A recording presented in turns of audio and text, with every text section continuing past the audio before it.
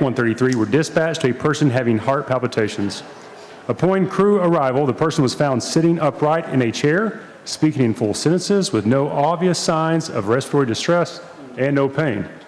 The patient was assisted to the stretcher and moved to the back of the ambulance. While in the back of the ambulance, the paramedics performed an assessment of the patient. A short time later, the patient started to get nauseous, began vomiting.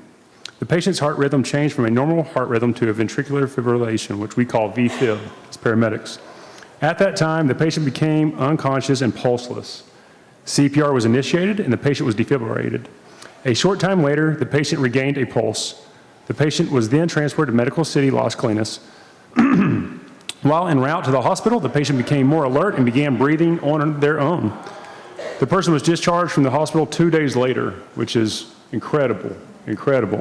This would not be possible without the medical direction from Dr. Northeim and Best EMS, the increased funding from the City Council for our new initiatives like our medical simulation program, the creation of our new EMS captain position, Terry Evans, and the level of service that our paramedics provide to our community. At tonight's City Council meeting, Medical City Las Colinas will recognize Farmers Branch Fire Department, Quint 133, which was Captain Scott Vickers. Where's he at? There, he's right behind me, okay. Driver Jacob Little. There he is. Paramedic Sumchai Zavanzi. Firefighter Paramedic Christian Giacci. On Medic 133 that night, we had Firefighter Paramedic Isaac Chan. And then Firefighter Paramedic Noah Morrill. And I'm going to turn this over to our partners at Medical City Las Colinas, and we talk about one team. We create that within our fire department, we create that within our city staff, and we also do that with our stakeholders out there at the hospital. And so we're going to have them come here and give a little speech as well.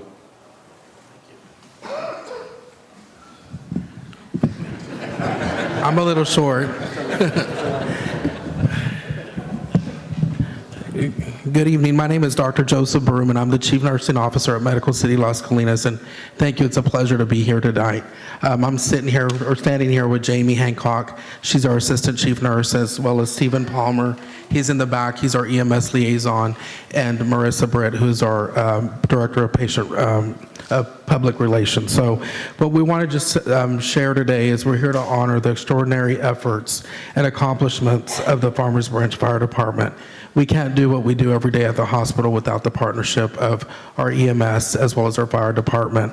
So today, as he shared all the story, today it was evident on December 15th that when Captain Scott Vickers, driver Jacob Little, firefighter Somche Zabansky, firefighter Christian Giacci, firefighter Noah Morrill, and firefighter Isaac Chan, they responded to a medical emergency, and upon arrival, like he mentioned, they found a 75-year-old female sitting in a chair complaining of heart palpitations. While in the care, the patient's condition declined and they went into cardiac arrest.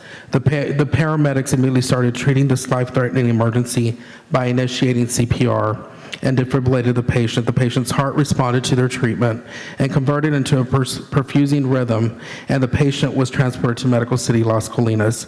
The patient was seen in the emergency department, where she received additional advanced life support and was admitted to the ICU. Over the next 2 days, she was cared for by a team of physicians and nurses. She was transferred to UT Southwestern, where she received additional care from the cardiologist as she was familiar with her history, and she was ultimately discharged from the hospital. We are here to celebrate this chain of survival, with the first link being these professionals that we are here to honor today. In keeping with Medical City Las Colinas' mission statement, above all else, we are committed to the care and improvement of human life. It is with great pride that Medical City Las Colinas is here to present these certificates and challenge coins to these professionals, as well as this plaque to the Farmers Branch Fire Department to celebrate the dedication and professionalism of these individuals. Now I would like to call forward Captain Scott Vickers. It might be a little tight up here, but we'll get him. Driver Jacob Little.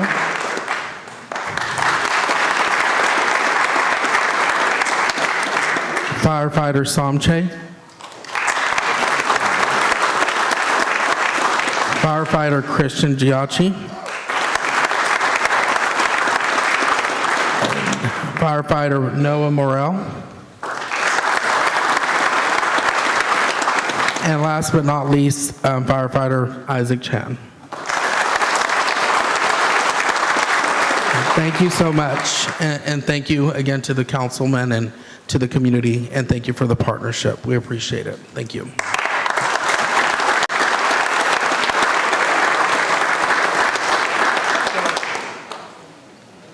I know. Yeah. Squeezing by. Come on. Oh, we gotta come out. Okay.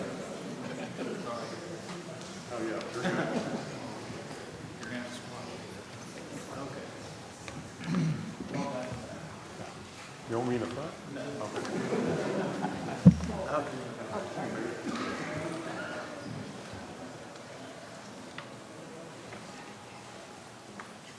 Okay.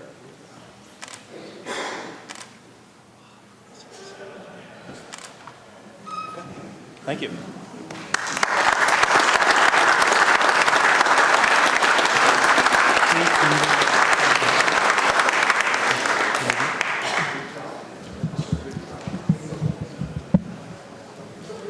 Sure. Mayor and council, we also provide challenge coins to our employees. You see REACT all over the building. That stands for respect, excellence, accountability, care, and trust. Of course, all of your employees deliver that at the highest level. These life safety coins that we've created will go to these gentlemen as well. So these are challenge coins that everybody is wanting to get and try to earn. These gentlemen did the best job they could and obviously saved their life, so they're going to receive this as well. So I will be handing that out outside.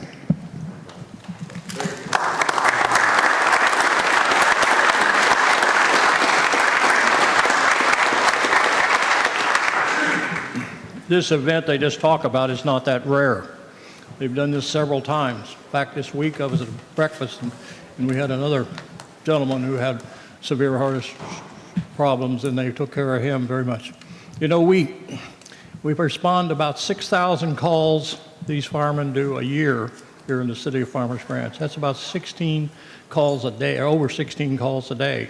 And I know oftentimes we're hesitant to call 911 and have them come out, but I'll tell you, I'd rather you be safe than sorry. And these guys, if you send out there about 3 or 4 minutes, they're going to be standing at your door with a bunch of equipment, and they're going to be there to help you and do take care of you. And it's amazing what they can do, the equipment we have in those trucks and one thing another today as far as ticking with strokes and heart attacks, and please feel free to use them. They're excellent. I think we have one of the best paramedic programs in the country here in the city, and I think that's something that we're all very proud of as a city staff, to be able to provide this service to our citizens. And it's amazing how many times we've brought people back. And I think you've seen it 2 or 3 months ago in a football game, where a young man had a cardiac arrest, was brought back, and he's alive today. And so it's one of the great things we as council people can support that. And so it's our thanks certainly go out to the fire department and all the things that they do. Thank you.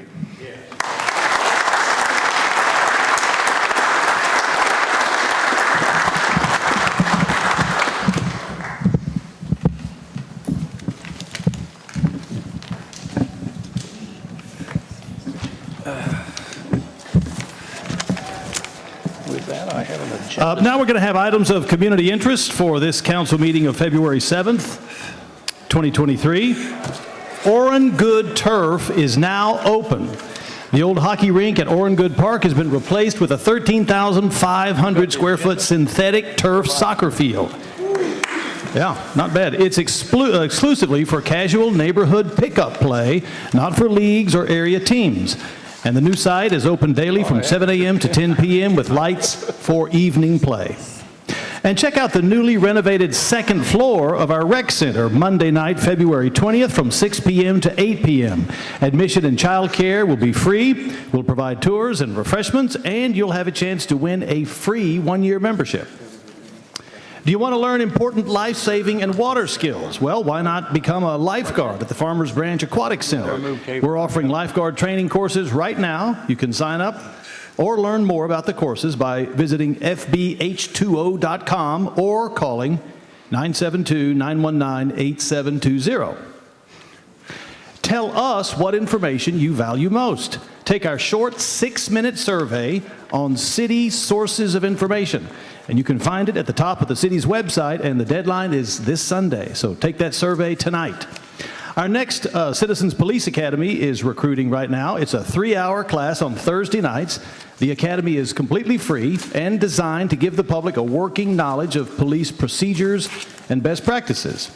It starts March 2nd, ends May 11th. Sign up online on the police department's webpage, or you can see that officer right back there in the back of the room. Would you like to get paid to replace an old toilet? Well, the city will do that. The city has water utility rebates for homeowners who replace toilets with water-efficient models. Applications are due within 120 days of the purchase. The rebate is issued as a credit to your water bill. For more information, go to our website, farmersbranchtx.gov. Journey back to Camelot, sort of, at the Firehouse Theater this month with the classic comedy Spamalot. It retells the legend of King Arthur and his Knights of the Round Table with a Monty Python twist. Reserve your seats now at firehousetheater.org. And as always, you can sign up for City e-News at farmersbranchtx.gov.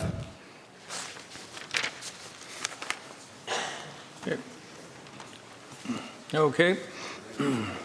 Next item is this new item we put on here, discussion to see the city. We want to give a chance for the council people to talk about some of the things that's happened to them over the last couple of weeks since the last meeting.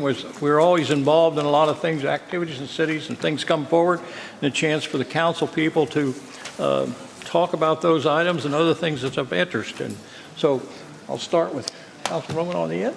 Thank you, Mayor.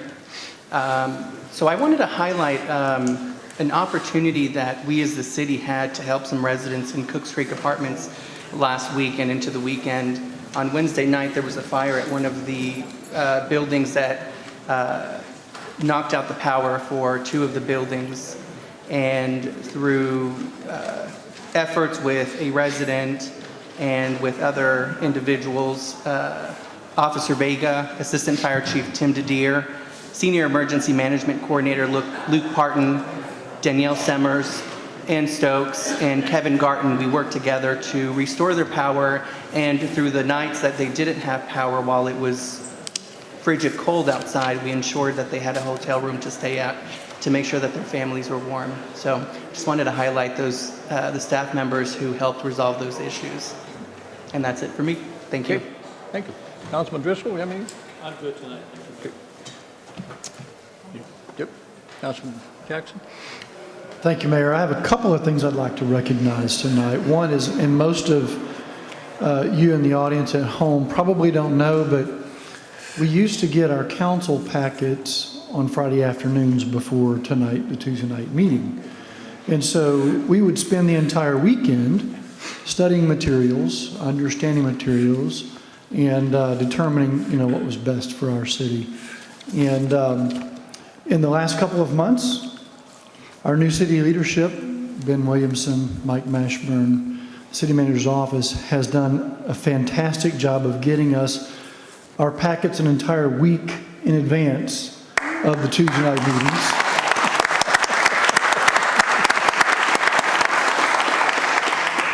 My wife appreciates that because I can spread that over a little bit more time. I'm sure that my fellow council members' families appreciate that as well. So thank you very much, Ben and staff for doing that. The other thing I'd like to point out, I want to give kudos to our staff for a very well done job last week during the ICE event. We had police and fire that left their families at home and were here to take care of our residents during the week. At 2 o'clock in the morning, at 4 o'clock in the morning, I captured on my Ring camera our Public Works Department driving our streets, checking streets out, sanding streets.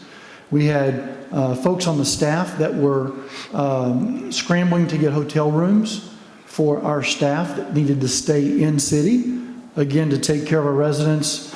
And so some of those folks stayed here away from their families to ensure that our families were kept safe here in the city. There was a lot of coordination. It was very well executed emergency plans, and residents heeded the warnings for the most part. And so as a result of all of that work, Farmers Branch experienced an extraordinary low call and emergency volume. So I want to say thank you to our staff, our first responders, for a job well done, and thank you residents for heeding the warnings.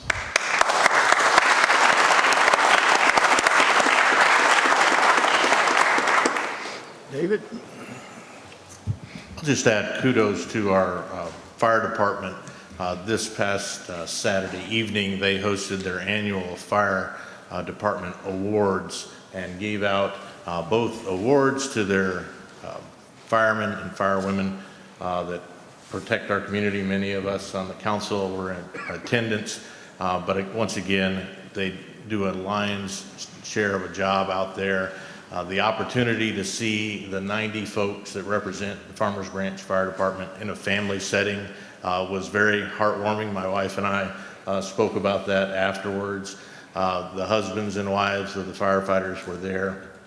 It was a very nice evening, and I thank them for inviting me and my family, and just wanted to commend the fire administration for putting on such an event, and Barbara Solari and all the work that she does in that office. So again, that'd be my comment, Mayor. Thank you. Okay, thank you.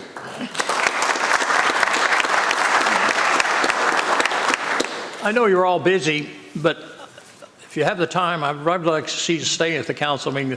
This is a pretty critical council meeting. We have a lot of things going on tonight, a lot of issues that we're dealing with, and so I think it would be a good time for you to really get a feel for how your council is performing and how they're doing. So, and you know, I've only been back here a couple of months, but I've really been impressed with our council. I think they all have certainly a heart of a servants, and I think they're trying very hard to move our city forward. And you know, people talk about people going to regress and all that. You don't regress in running the city. You know, we understand the things you like about the city and the things you don't want them changed. And, you know, we don't need to be working on things that aren't broke. But we're always looking at new opportunities and new things that citizens bring for us, and for us to look at and see whether we can economically do them, whether they're popular or not enough with enough people to use them. So I think that speaks well of our council, and I just want to thank them for all their contributory things that they do for our city, because it's not 2 meetings a month, folks. There's a lot more to it than that. And so I think our council people do work very hard to serve our community. So with that, we'll move on to citizens' comments. And I have a list of people who would like to talk to us. Number 1 is John Dodd. Mayor? Mayor, City Council, and congratulations, Tina.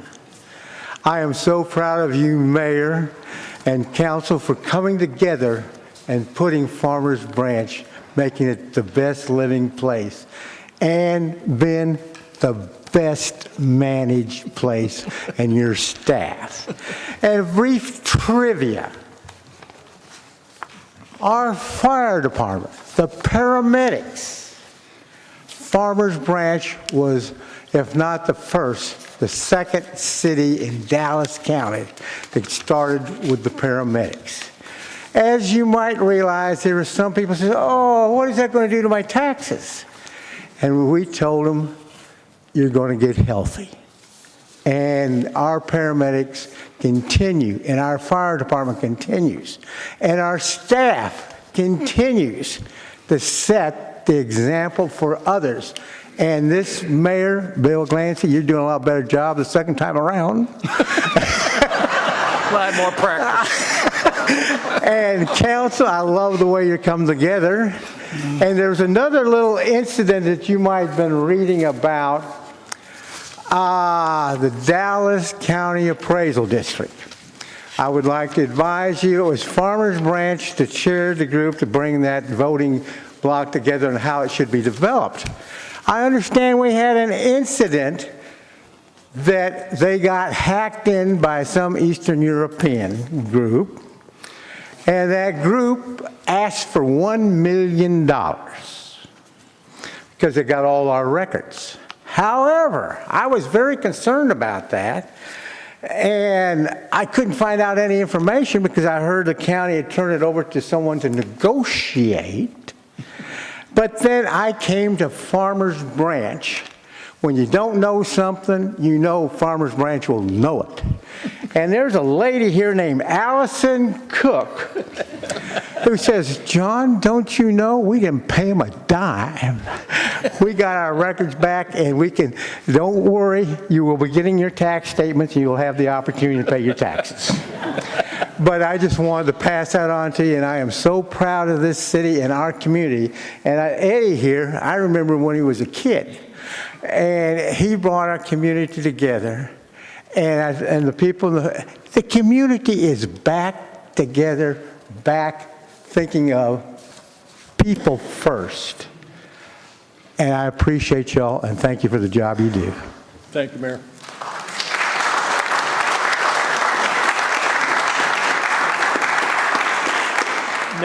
Next I have Terry Lynn.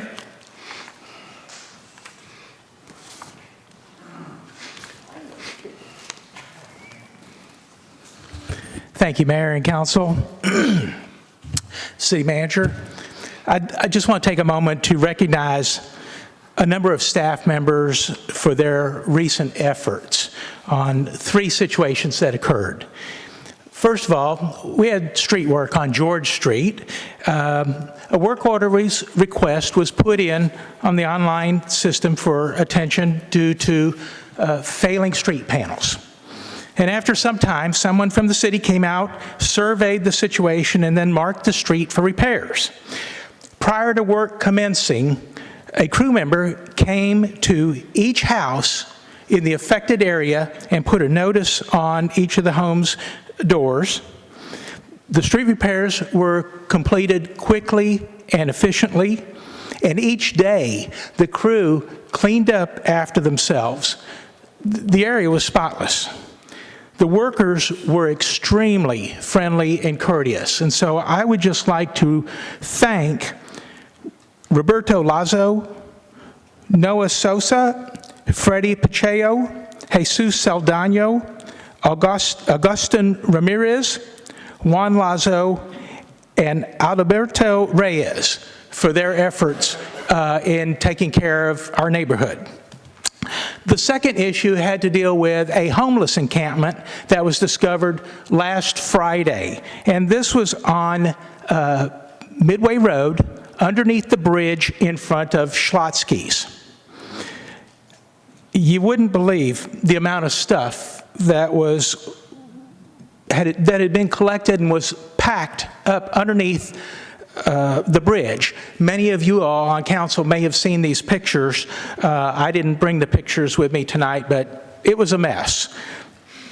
I saw this last Friday afternoon and reported it to Mike Mashburn. It was probably about 1:30 in the afternoon, maybe close to 2 o'clock, I'm not sure. And within hours, the situation had been attended to and completely cleaned up. I was told that the park department staff came in after their shift to deal with this. And I say we owe them a huge thank you for doing that. And lastly, I received a call last Thursday afternoon from a resident at Cooks Creek Apartment telling me that 2 buildings had not had power for most of the week. Residents had tried to get the manager to deal with the situation and were not receiving any cooperation or communication. To have 2 buildings full of adults and children trying to survive the frigid temperatures, that's horrible. And for a manager not to try and offer different accommodations to their residents is even worse. So I would like to commend our staff, especially Danielle Summer, for their efforts in finding temporary housing for some of the residents, for expediting electrical permits and delivering them to the site, and for staying on top of this until the work was completed.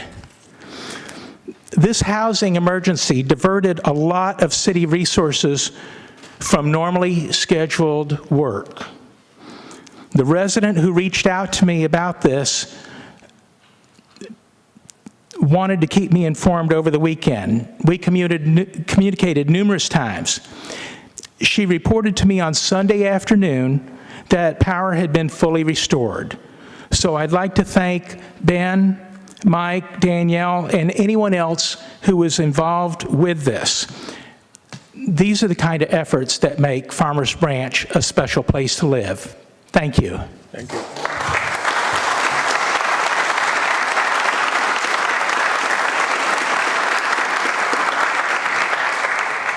Next, I have Tommy Highcamp. Tommy? There you go.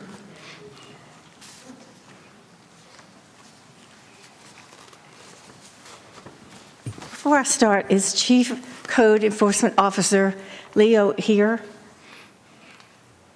Because I personally want to tell him this. Anyway, Tommy Hilkema, 2581 Brandywine. So for some time, you know that we have had an alley issue. Most citizens don't know that Ben and Leo have been working diligently with an army of lawyers from Encore, plus our city attorney, to not just address the issue on Brandywine, but to address the issue on every grass alley.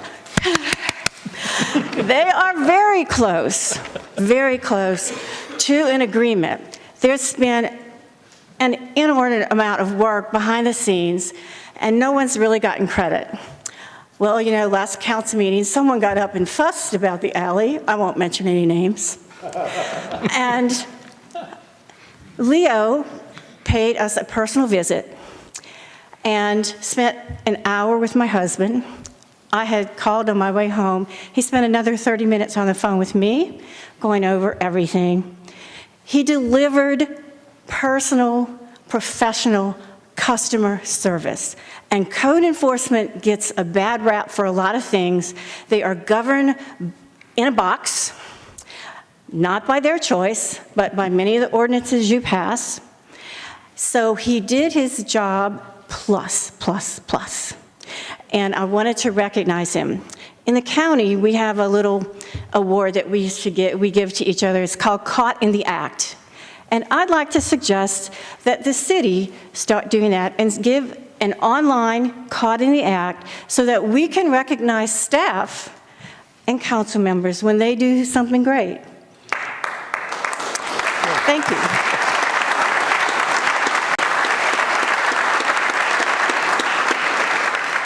Thank you, Tommy.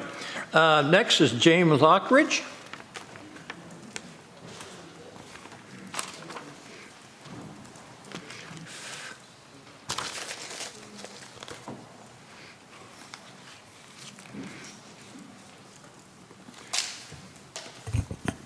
James Lockridge, 11771 Mar-a-Lago.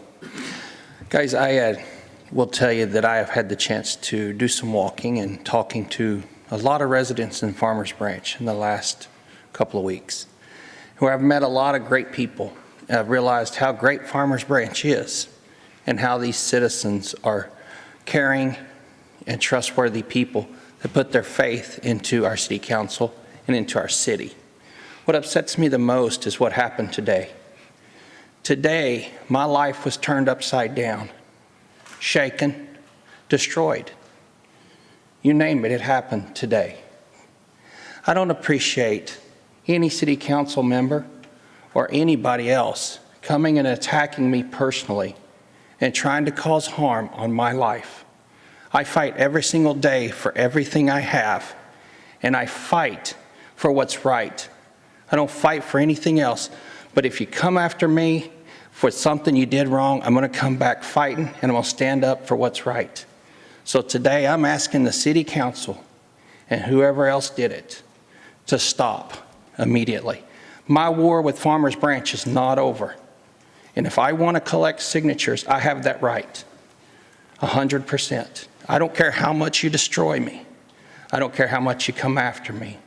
But I will fight back 100%. It's not acceptable.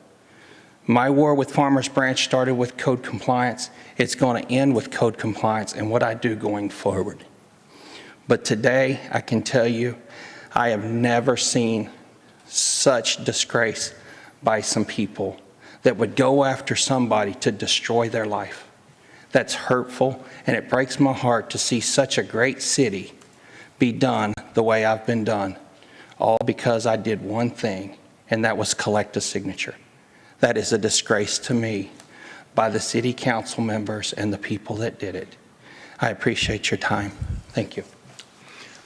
That's all I have on people who signed up for general comment. You sign up? Would you please come forward?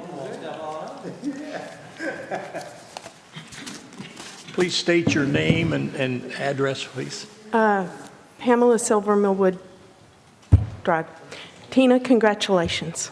I may have on a mask, but I sense a breath of fresh air. Also, there were wonderful stories here tonight, great stories about the city and its workers. I cannot commend the suggestion for Caught in the Act anymore. I think that's something that y'all should look at doing, so it's in print. What I want to talk to you about right now is really a Christmas story. 3 days before Christmas morning, my lovely neighbor, the renter to the south of my home, and I want to plant a seed because I want you to think about how this would affect each and every one of you and each and every one of you. My renter neighbor had his company vehicle, the Ghost Company, not an invisible company, that decided to start up for work. His workers were there showing up for work that morning, all 6 or 7 of them. And as I walked to my kitchen sink window, getting ready to make breakfast, I saw a car his truck parked in front of my window on fire, with the flames reaching up to the branches of the tall tree on that property that I have warned and asked the owner of the property to scale back because they are encroaching on my property and my roof. Those branches were singed. That whole front end of that car melted in front of our eyes. The 911 callers are pleading with us to get out of the house. My husband is trying to take video. And by the time the fire department, all heroes, every one of them, if you're still here, they aren't here, they're all heroes. And the fire department program that starts up, I guess, tomorrow, excellent program. So is the police department. They show up and they actually put the fire out 10 minutes before the Siberian Express 50-mile-an-hour winds came in, which would have blown those flames into my home. If my home would have caught fire, we would have been homeless 3 days going into Christmas, and the guy that owns that truck doesn't have the money or the insurance, business insurance. Everyone who does business in this city has to have some sort of license in this city to do business and rent an office. But these people are skirting what our neighborhoods and our city allows for. They are taking advantage of it. He would not have had even enough money for my insurance to go back on him to replace my home.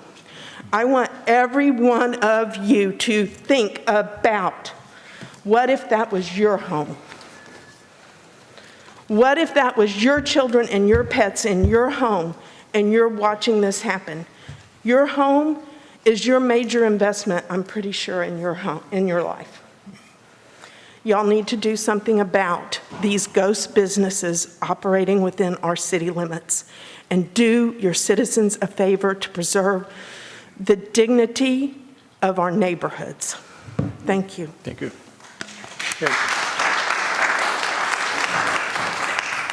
Okay. Did you have a comment, sir?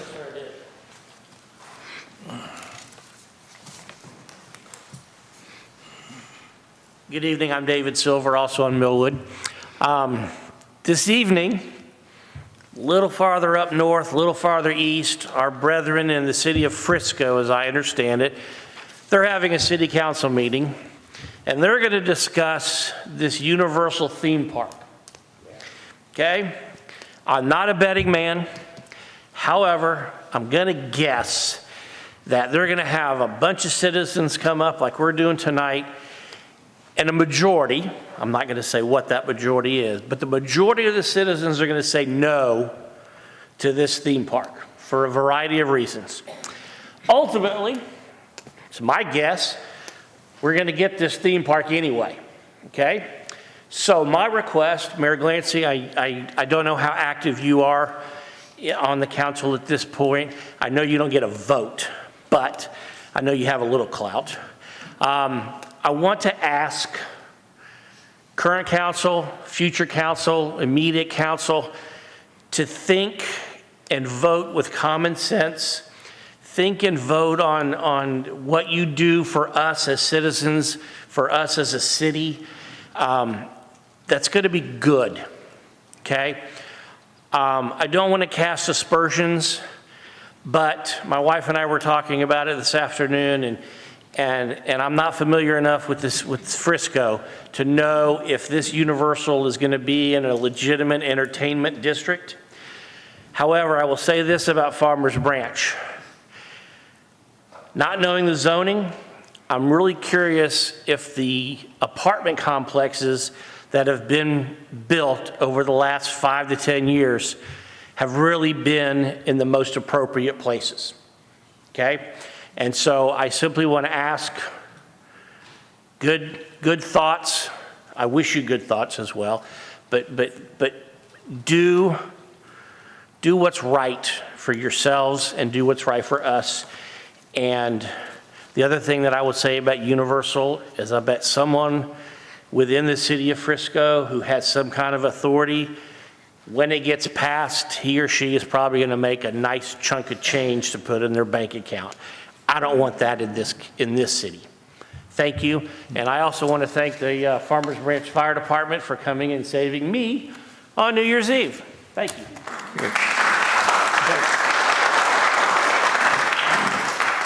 I'd like to move on to our consent agenda.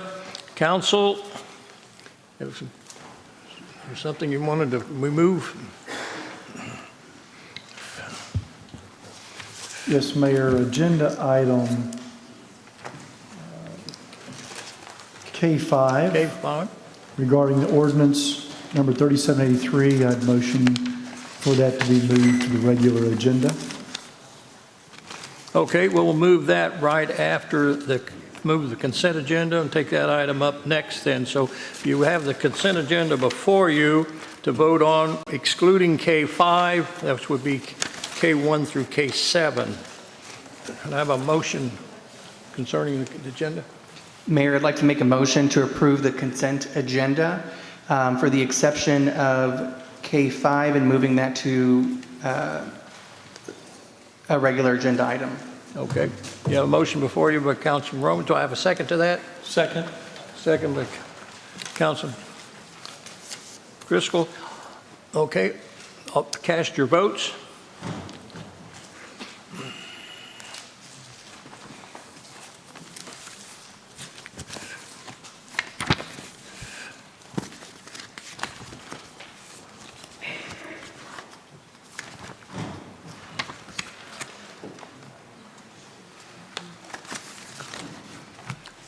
Are we having a...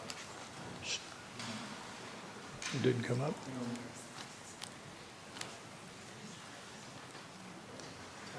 Why don't we just have a show of hands while we're working on that? All those in favor? Passes unanimously, okay.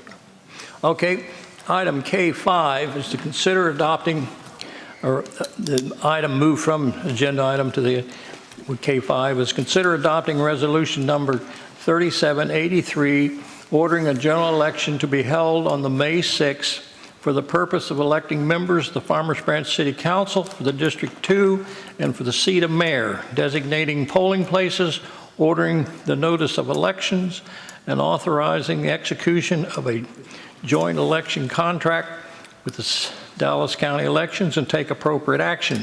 I have several people signed up to speak to this. And okay, Robert Burns.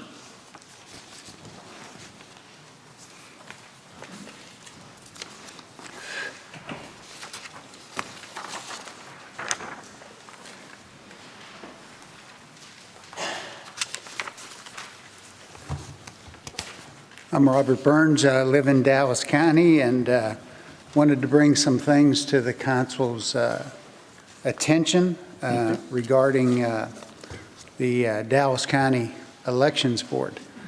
And I'm just a normal American citizen, not a politician. And I've trusted officials all my life. And I've tried to stay informed, and I focus on fiscal accountability throughout the organization. In the last 5 years, I became a little bit more involved politically and eventually became trained as an election clerk. And I performed those duties as requested. On our November 22nd election, I worked at Dallas County Central Count also. And I was paid by the Dallas County Elections Board. And I worked in the mail-in ballot signature verification department. And I want to tell you the process was equally balanced between Democrats and Republicans, and the people were tremendous, and the parties worked together, and every one of us would be proud of what went on there. So they had a little bit too much labor, and they asked, would somebody like to step off? And I stepped off of that, and because there was other people that were, that really probably needed the money more than I did, quite frankly. But during that time, I had some concerned neighbors that came up to me and said they received double mail-in ballots. And there was approximately 10,000 of these ballots mailed out. Maybe you all remember this. The Dallas Morning News covered it. The Dallas County Republican Party, the Dallas County Democratic Party, and the Dallas County Election Board said there's no issues. We have this handled. Well, I continued to follow up on this, and I was told we were going to get procedures of how this was going to be handled and flow charts, and we received nothing. And I continued to follow up on this, and I actually went and volunteered my time to work in the count department at Dallas County Elections. And the chaos that was going on there due to the write-in ballot and these extra ballots been mailed out, that was unbelievable. And when I confronted the management, Mr. Scarpello, he said, there is no chaos here. I just want to, my time is short, I just wanted to give you one example. People were working with mail-in ballots with Sharpies in their hands, blank ballots. And when I confronted them about that, it stopped. Now, why can some just normal citizen see that egregious behavior in the Dallas County of elections and stop things like that? So I'd like you to really consider how you contract with those people to run your elections and take every step you can to tie them down till they protect your citizens' votes here. Thank you. Okay, thank you.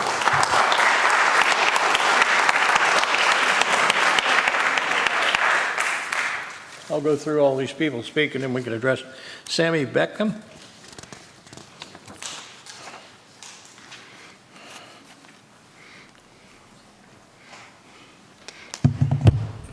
Hi, y'all.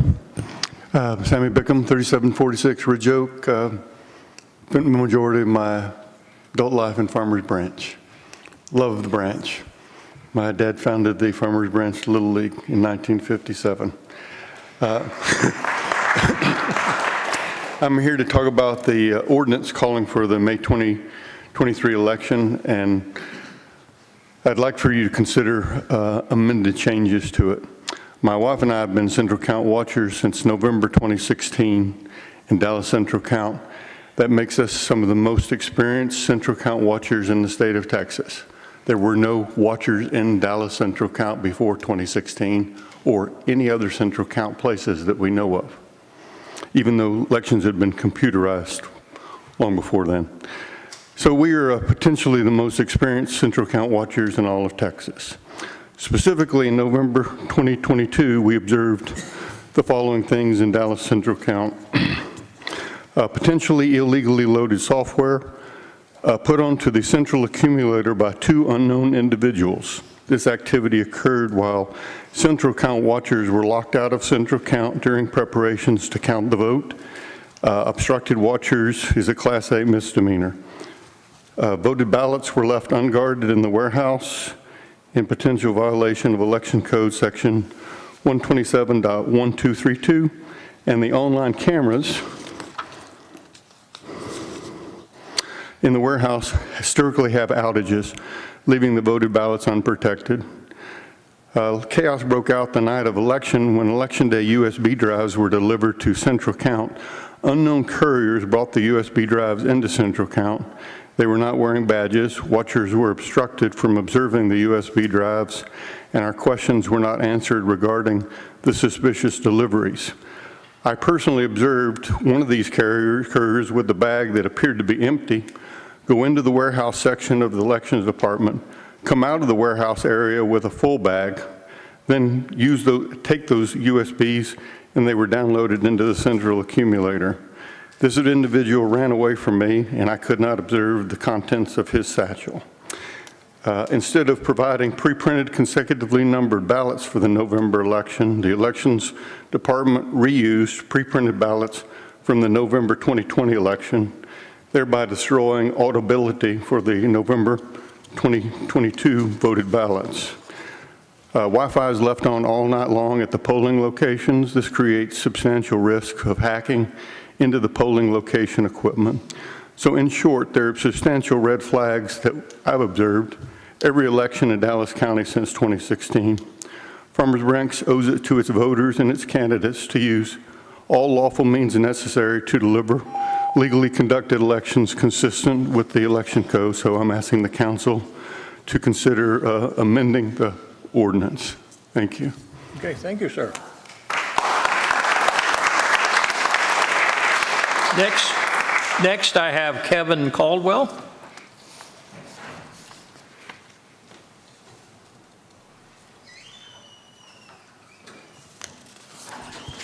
Thank you, Mayor Glancy. Thank you, councilmen and councilwoman. I'm glad to see a woman on here that knows what a woman is. I'm also here to talk about election issues in Dallas County as it relates to trying to do a better job at protecting the interests of Farmers Branch residents in our upcoming election in May. My wife and I retired 2 years ago.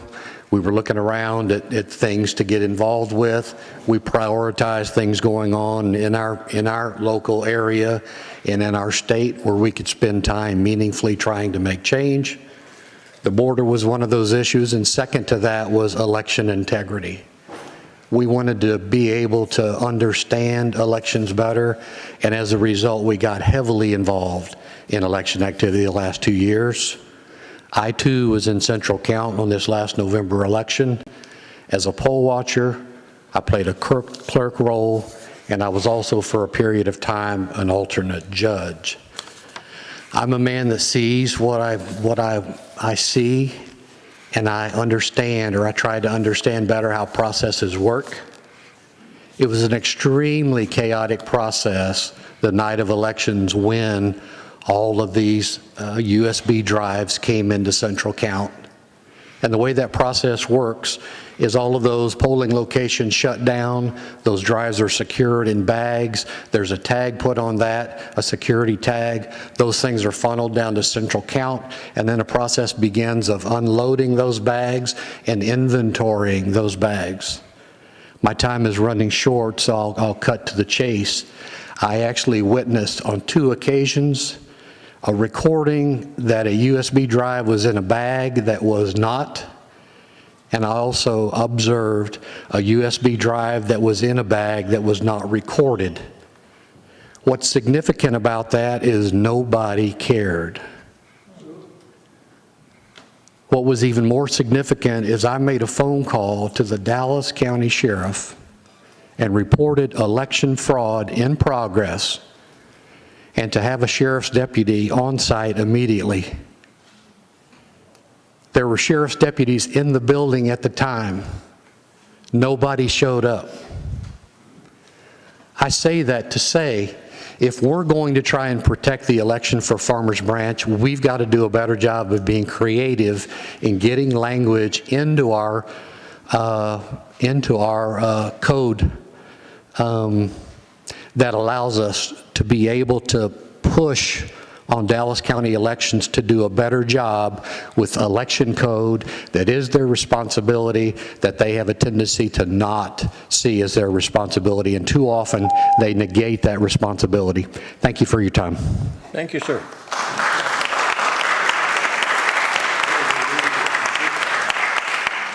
Next, I have Kristen Beckham.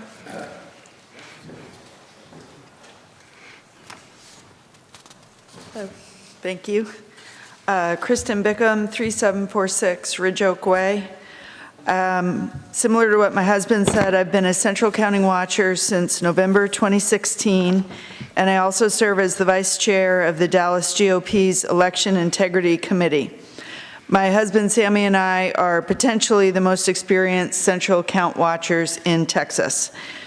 We are respectfully requesting that the council not pass the draft ordinance as it's currently written, but instead insert into the ordinance certain election code sections that will protect Farmers Branch voters from the risk of manipulation of election results. Specifically, you could consider adding Texas Election Code Section 52.062, which is a requirement that the ballots be pre-printed and consecutively numbered. This creates a rock-solid audit trail that protects voters and candidates. Additionally, Texas Election Code Section 32.005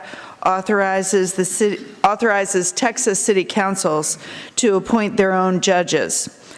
This will allow Farmers Branch to have its own presiding and alternate judges and clerks supervising tabulations and central counting.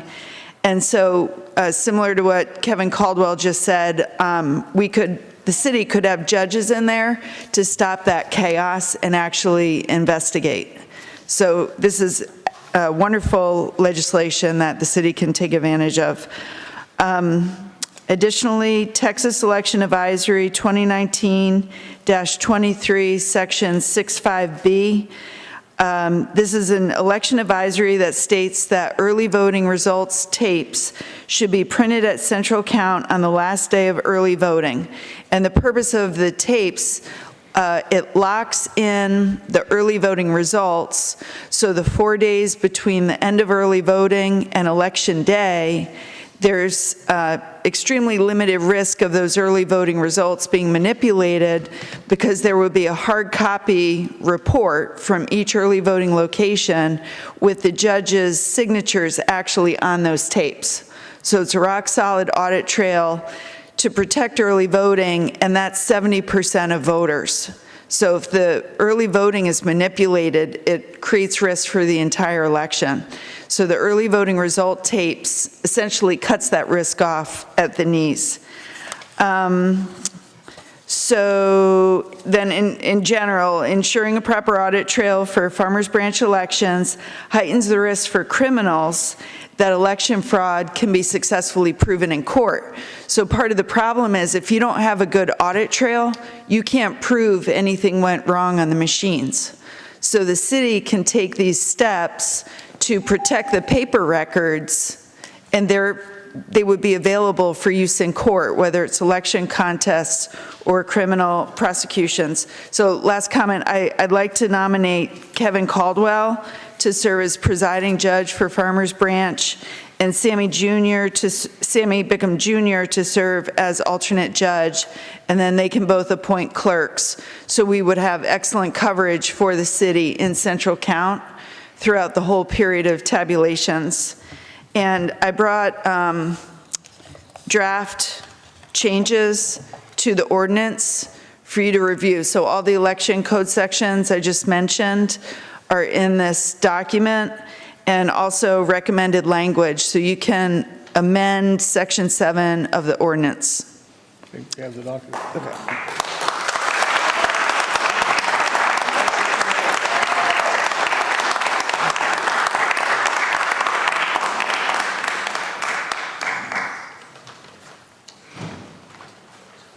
Thank you, Christian. And I have extra copies if you need. Okay, yeah. Okay. Lastly, I have Mary Caldwell. Yeah, I got it. Yeah, let's give her a tip. Thank you.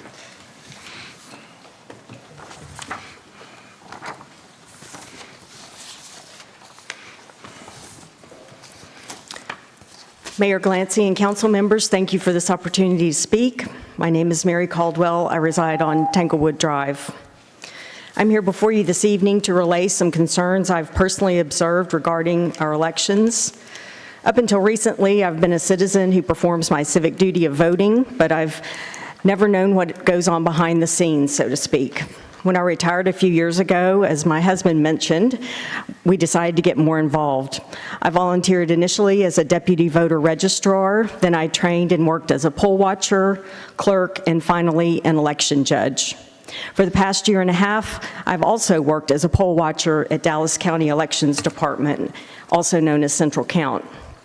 This is something that the average citizen does not take the opportunity to see or participate in. After spending time at Central Count, I have some concerns about our election process. You may have heard about a situation that occurred at some polling locations during the November 22 elections, with numbers of voters increasing on the e-poll books at the close of polls. These are the machines checking in voters and containing the database of voters. At the close of Election Day, November 8, 2022, I personally witnessed the number of voters on the e-poll books at my polling location increase over the actual number for that location. This was documented via affidavit by myself and several others who observed several number increases on e-poll books at other voting locations. Although the numbers of voters only increased a small amount at my location, other election clerks witnessed voter numbers increasing by thousands. This was an anomaly for which Dallas County Elections has yet to provide a good explanation. A week after the election, during a visit to Central Count to observe post-election activities, I was in the warehouse where over 2,500 e-poll books were plugged in and running. As I walked up and down aisles of racks with 4 rows of e-poll books stacked high, I saw different numbers of total eligible voters for Dallas County being displayed. I found this very strange. Why wouldn't all of these displays show the same number of eligible voters in Dallas County?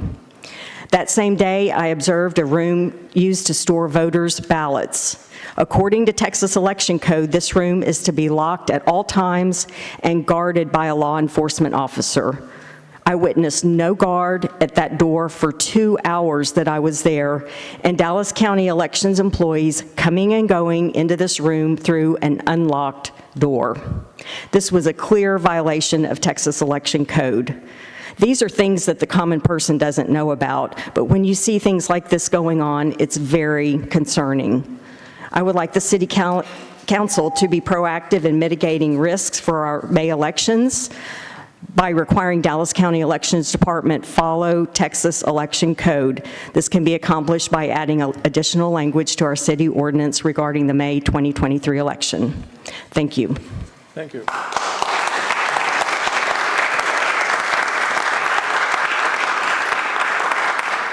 That's all I have signed up that I have here to speak to this issue. Council, any comments?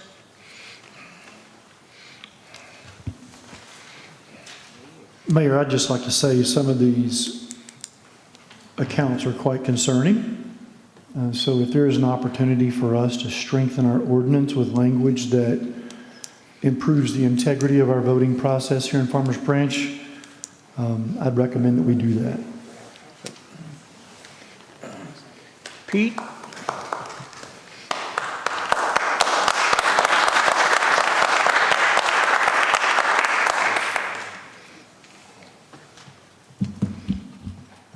The ordinance calling the election has to be called by February 17th, so we don't have another meeting. Having just been presented with this, what I would recommend to the council, we go ahead and we can pass the ordinance tonight. We can always amend that ordinance to add additional provisions. So the important thing is we have to call election timely. We don't have another meeting before February 17th. So we can pass the ordinance tonight. We can always come back and amend that, add additional sections as necessary, because I need to look at some of this. And also some of those things may have to do with the election contract, which is yet to be executed by the city. As you know, cities here in the Metroplex have for many, many years contracted with the county to conduct elections. I dare say that there may not be many city secretaries left in the Metroplex to know how to conduct an election, since we haven't been in that business for quite some time, county having done it for cities for all those years. Nonetheless, my best recommendation to you is to pass the ordinance tonight, and we'll come back and amend it as necessary and give the council a briefing as soon as possible. Pete, we used to do our own elections back before we contracted with the county. Is that still an option? It is, but it takes a lot more than just simply deciding to call election yourself, because you've got to have the voting equipment, you've got to have all the people and the staff and the resources. And at this late date, we're not equipped to do that. So, well, if city secretary, correct me if I'm wrong, but at this late date, we don't have enough time to change horses and decide to conduct the election ourselves. But if we follow your instructions and pass this tonight, we still have the option to come back and amend these things before this election? Yes, absolutely. And Pete, I have a question. When does the contract have to be executed with Dallas County for the election?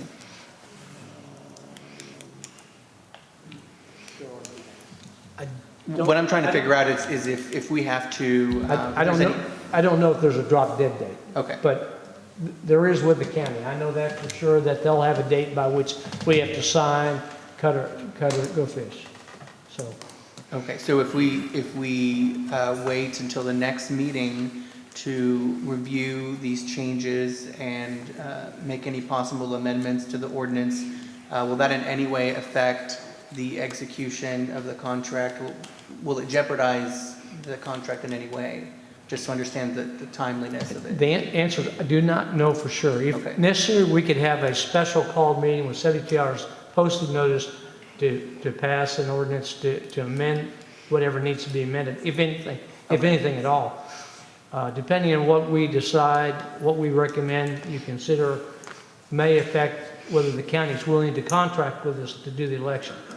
So that's why we need to have time to take a look at this, find out whether it's needed, because the county is required to conduct the elections in accordance with the election code and all the applicable provisions. And as you know, liars lie, cheaters cheat, and thieves steal somehow. They find a way to do it. So having all the rules in place and everything else doesn't guarantee that there aren't going to be mistakes or cheaters. So having said that, we'll make sure that the ordinance gets amended if it needs to be amended. If we have to have a special call meeting, we'll let the council know that. Okay, thank you. We could appoint our own election judge to that? Well, the way it is with the county administrator appoints those election judges. Now, if we did our own election, then we would be doing that. But that's why we got to find out whether or not, under law, whether we can appoint election judges on top of what the county does, and whether they'd have any opposition to that. So these are questions I absolutely have no idea. Okay, these are cases of first impression.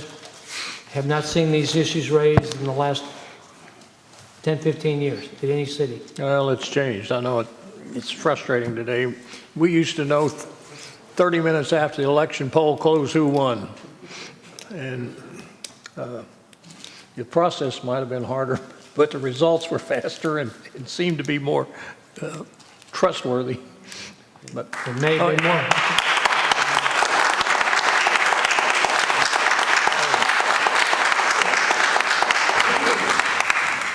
Let me ask you a question. All you folks that spoke to us, I thought most of you were talking about the November election. Did any of you work the actual elections in May that we had in Farmers Branch? You folks did, so you experienced it that way. Okay. Council? Mayor, this question is for Pete. Pete, would Yes, your question and answer be with the Dallas County election officials as well? I mean, we've heard some accusations, some observations, firsthand observations. Will they have the opportunity to opine on their processes and their responses to that? We're getting information brought to us, but I'm asking you, the line of questioning that you're going to explore, will that involve the Dallas County election officials? If it can, I'm not sure that we can advise them of the concerns that were expressed by the citizens tonight, providing a copy of the video so they can see it for themselves. And like I say, you know, things will happen that no rules or regulations are going to prevent from happening when people violate the rules. So we want to make sure that the ordinance is proper and correct and contains all the provisions we need to protect the citizens of Farmers Branch.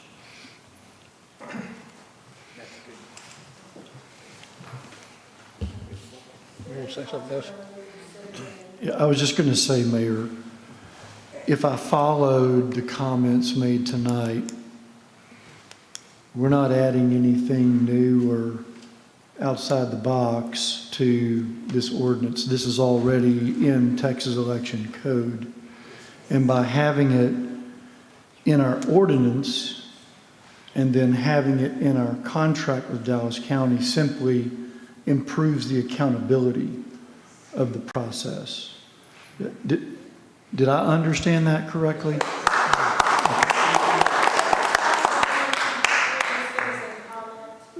So, I mean, I would hate to have a... Speak to that. Being it's a new subject. You're going to need to come up to the Please come up here, microphone. John.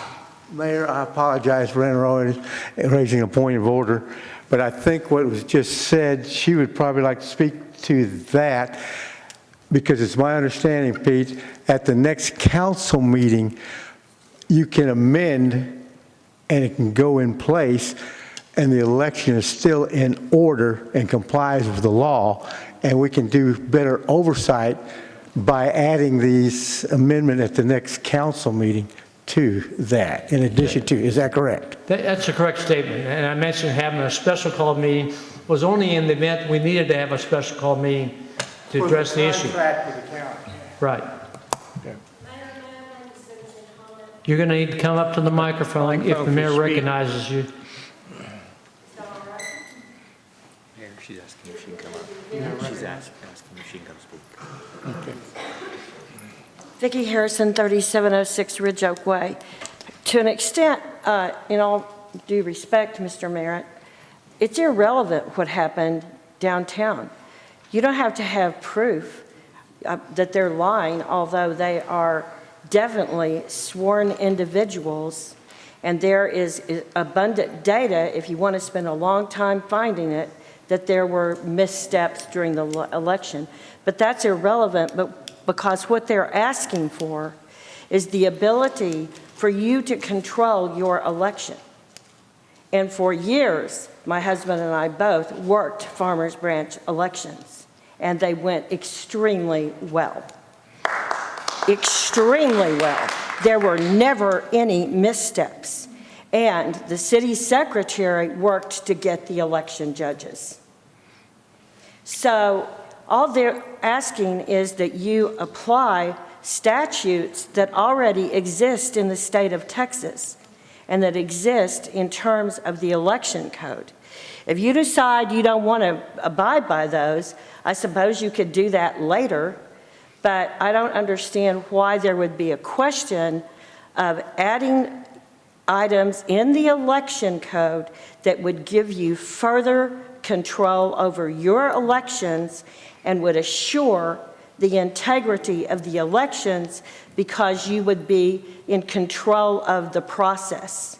And you're not when there are outside people controlling the process. And furthermore, if you look to the last series of council elections when Councilman Jackson and Councilman Roman were elected, there are numerous complaints that you can find about misdeeds at the election sites, including the fact that the site to vote at Brookhaven opened 3 hours late. No one from the county would show up. Election judges left the polling places. There are people up and down the chain that would tell you that. Republican, Democrat. So surely you have read and heard that they don't always go smoothly. If the Farmers Branch takes control of this issue by simply applying existing statutes, then that mitigates any possibility of there being an issue. And again, he's already said, the city attorney, you can always change it. So it does give you time to change it. And I believe our city secretary, who's had abundant experience, is capable of holding an election. So I would implore you to give the city the control over these elections. Thank you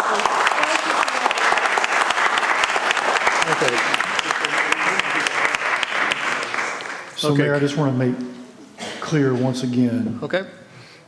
We can pass the ordinance tonight as is.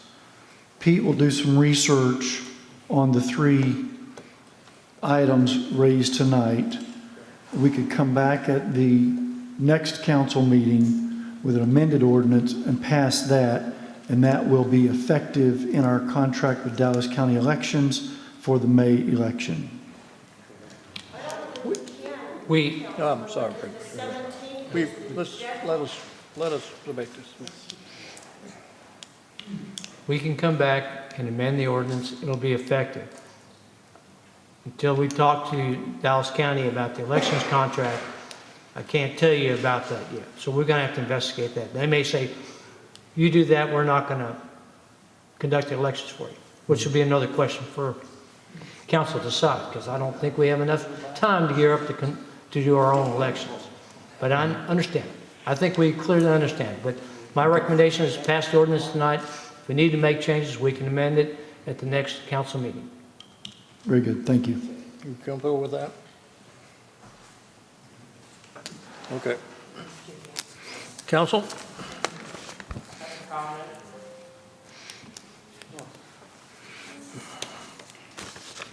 We have a motion to... Mr. Mayor, I have a quick comment, if I may. Okay, one more, and that's it. Thank you very much. Again, David Silver asking for common sense. According to what I'm reading up here, it says execution of a joint election contract with Dallas County Elections. I say, and I don't trust Dallas County because my son is registered to vote in Bronx County, New York, and Dallas County, Texas right now. So that being said, you rent the equipment from the county and administer the elections ourselves. Amen. Is that in Texas and New York? Yes. And if you're going to vote on this tonight, you put in the ordinance that you will be amending the ordinance at a future date, so that the county can't come back and say, nope, you can't amend it. You signed off on it today on the 7th, and it's a done deal. Common sense.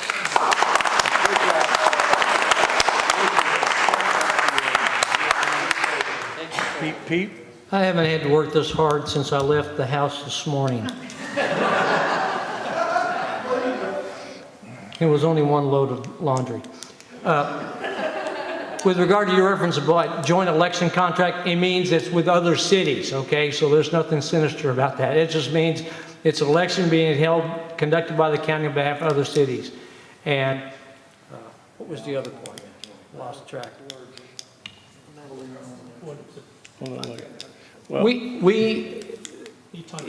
Yeah. We do not need to put anything in the ordinance that says, we're going to change this, we might change it. Because the council has the ability and absolute authority to amend the ordinance, as long as we timely call the election. So, not to worry. Okay. With that, I think you need a motion and a second. Yeah. Mayor, I'd like to motion that we approve Resolution 2023-015 as presented. Yeah, okay, you have a motion before you, council. Do I have a second? I have a second. Second by Councilman Driscoll. All those in favor, please mark your ballots.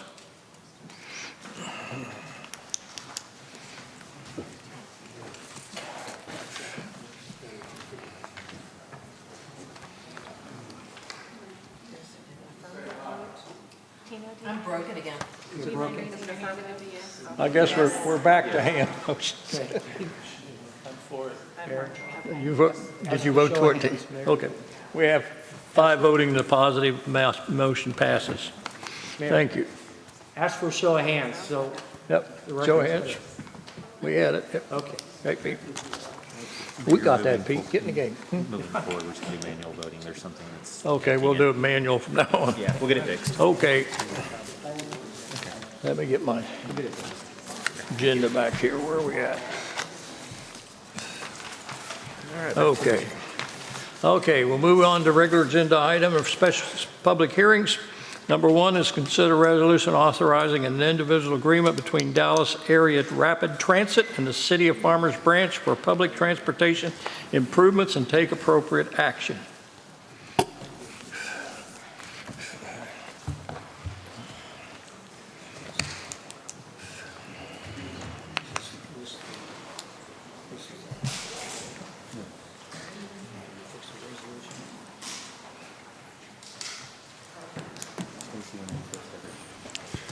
Thank you so much, Council, for your kind words. I'm sure staff really appreciates it. I'm Jawaria Tareen, and Chief of Staff, and tonight I will be presenting DART Interlocal Agreement, which is an agreement between 2 government bodies. I also have staff member from DART present here, and they will come up here and will assist us answer any questions that you might have at the end of the presentation. This is a great opportunity for Farmers Branch because we're going to receive almost $6 million from DART. This is our opportunity where we can get engaged with DART to work on public transportation system. Tonight, we're going to approve a resolution to allow our city manager to negotiate and execute the DART ILA with DART. This is not a new approach. Several cities, they are taking similar approach where city managers are being authorized to negotiate and execute the ILA with DART. Richardson is one example, and Rowlett, I know of another one. The slides here gives us an overview of the deadlines. January 31st, 2023 is not a hard deadline. We checked with DART. And as our city manager works with DART on executing and negotiating this ILA, they will work with us. But we do have a year from, we have till January 31st, 2024 to submit our project. And because these projects, the funds are reimbursement, so they will align with our budget process. DART has a conceptual process of considering the projects that we'll submit to them. All of these projects that will be submitted to them will support the public transportation improvement. We do want our community engagement in this, and any project idea that we'll be submitting to DART will have our community input based on community needs and if they support the public transportation system. All projects, before they get submitted to the council, to the DART, they will come to council for approval prior to our submission to them. I am not going to get into legal terminology of our ILA and the section that concern the city and the city attorney, but these are the sections for transparency I'm going to share. These concern the city and city attorney, and approval of resolution tonight will give our city manager an opportunity to negotiate and execute the ILA. This is all I have. I also have DART staff present here to answer a question that you may have. Good evening, and thank you for having me. I'm Elizabeth Raich. I'm the Chief Financial Officer at DART. Pleased to be here tonight. DART's pleased to be able to provide $5.9 million to Farmers Branch to advance mobility for your residents and your visitors. And we look forward to partnering with you on this to provide these funds for services that complement the transportation system or support the public transportation system. And so with that, happy to answer any questions, and thank you for having us. Council? Councilman Merrick?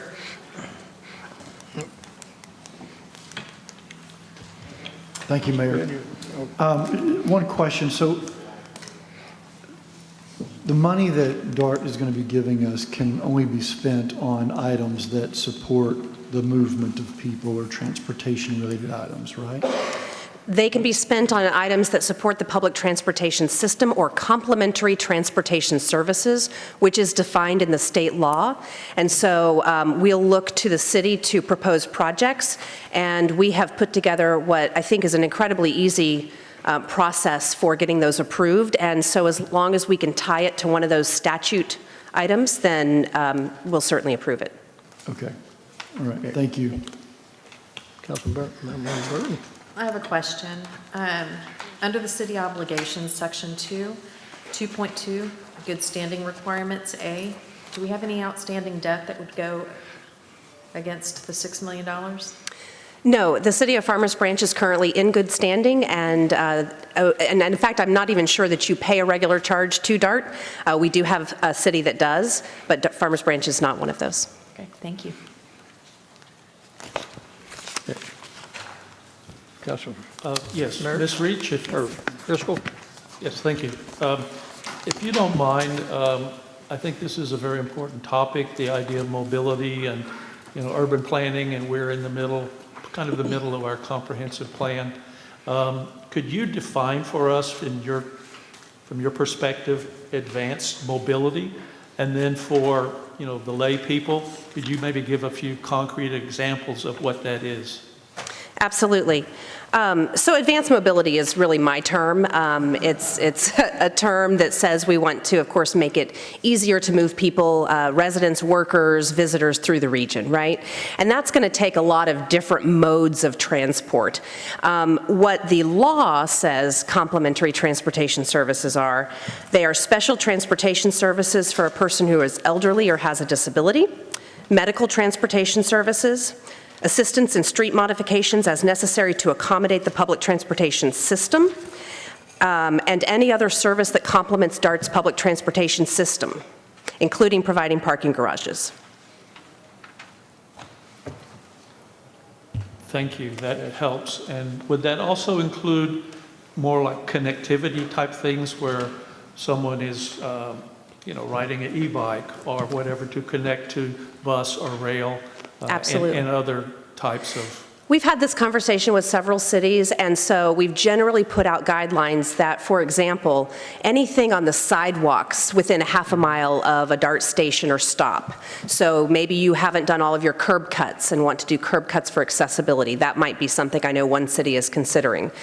Within 3 miles for bikes, bike lanes to get to the public transportation network would be something that would be acceptable, including making some street repairs on a street that a bus route runs on. So there are lots of options for the city, and we'll be happy to work with you to find something that works, that is beneficial to Farmers Branch and fits the definition of the law. Okay. Thank you very much. Appreciate it. Thank you. Sure. Come on.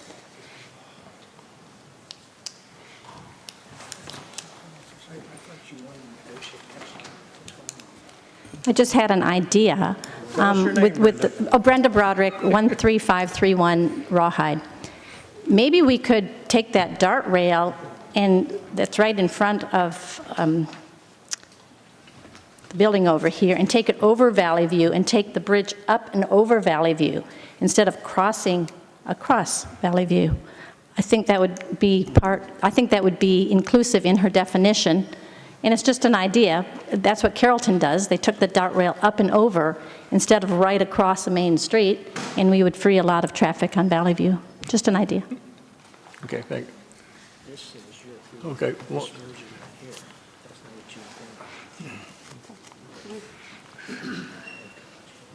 John Dodd, this is a point of information. I'm working with the Dallas School District and some of the school districts. One of the things I think is so important to our community is our low-income students who can't get to the job because they get to a job and we need labor because they don't have bus fare and things like that to cost. And the question is there some way that our low-income students in our school systems who want to get to a job or whatever could have that bus fare waived within to encourage the work ethic? It's just an idea. Okay. Folks, you know, this is money. This is the point. The money's available. We can take ideas and down the line here and come up with something that the council will be comfortable with, and to do that in the future. So. I will just say we do have one city that is proposing to provide fare for students, and so that is something that, should the city choose to do that, you certainly can use these funds to purchase transportation on the public transportation system. Okay, thank you. Council, any other? But, Councilman Merritt. Okay. You want to call for a vote on? Mayor, it's just a point of order. We have the wrong resolution in the packet. The resolution is supposed to provide for the city manager to be authorized to negotiate and execute an agreement with DART for this funding, as opposed to approving the form of agreement that was originally provided by DART. Because as DART knows, many of the cities have collectively been speaking with DART about some changes to the original form of the agreement. So the resolution would be to authorize the city manager to negotiate and execute an agreement with DART for this funding and include any amendments to that agreement. Can we do that under this, guys, that you got here, under 2023-0? Yes, I'm going to fix the ordinance as we're talking right now, so. You'll understand that? So if you approve that resolution with the notation that it's to authorize city manager to negotiate, execute an agreement with DART for this funding. Okay. Thank you. All right, council. Mayor, I'll make a motion authorizing the city manager to negotiate interlocal agreement with DART under this resolution. Did I get it all right? 2023-05? 2023-015. Yep. Okay, can I have a second to that? Yes, Mayor, I would be happy to second that with the caveat of the language that our city attorney, Pete, is about to put into it. Okay. We have a motion to make second. All of you in favor, raise your right hand. I have all voting unanimously, all 5 people. Okay, let's move on to item M2. It's discuss Oak Brook neighborhood in response to requests from the Oak Brook Homeowners Association to take appropriate action. So. I forgot it was me again. I have somewhere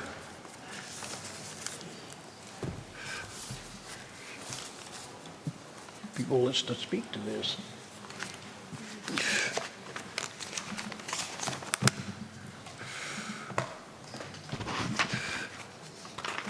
Okay.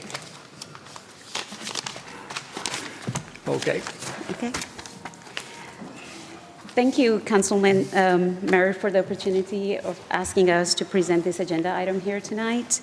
I will begin with sharing that Farmers Branch has multiple private subdivisions, and most of these private subdivisions have private infrastructure. But for the purpose of our discussion tonight, we're going to talk about Oak Brook. Okay. Oak Brook Association approached one of our council members in November of 2022 and asked the council member status of the city's role in providing services and maintaining in private infrastructure when it comes to streets, medians, water and sewer system. They also asked what is the status and how much services that city provides to the association in terms of police patrolling the streets, code enforcement, brush and bulk pickup, garbage and recycling. There was also a concern about incentives provided to the association, the community. Oak Brook HOA asked that tonight council finds a permanent plan of action for them to resolve this concern. For the purpose of our discussion tonight, I'm going to present this in two parts. Tonight, we will discuss the history of Oak Brook, developers agreement and concern raised by the association, city's responses and actions taken over the years per council's guidance. Based on our discussion tonight and guidance provided by you, we'll bring it back in summer of 2023, our policy decisions and financial implications. Your packet has more detail on history of Oak Brook development, developers agreement, but the map that you see here is from 1972, an original map. Oak Brook was developed in 3 phases, phase 1, 2, and 3. It is a private multifamily association where each tax-paying individual owns a house. Being a private development, all streets, utilities, common green spaces, they're owned and maintained by the HOA.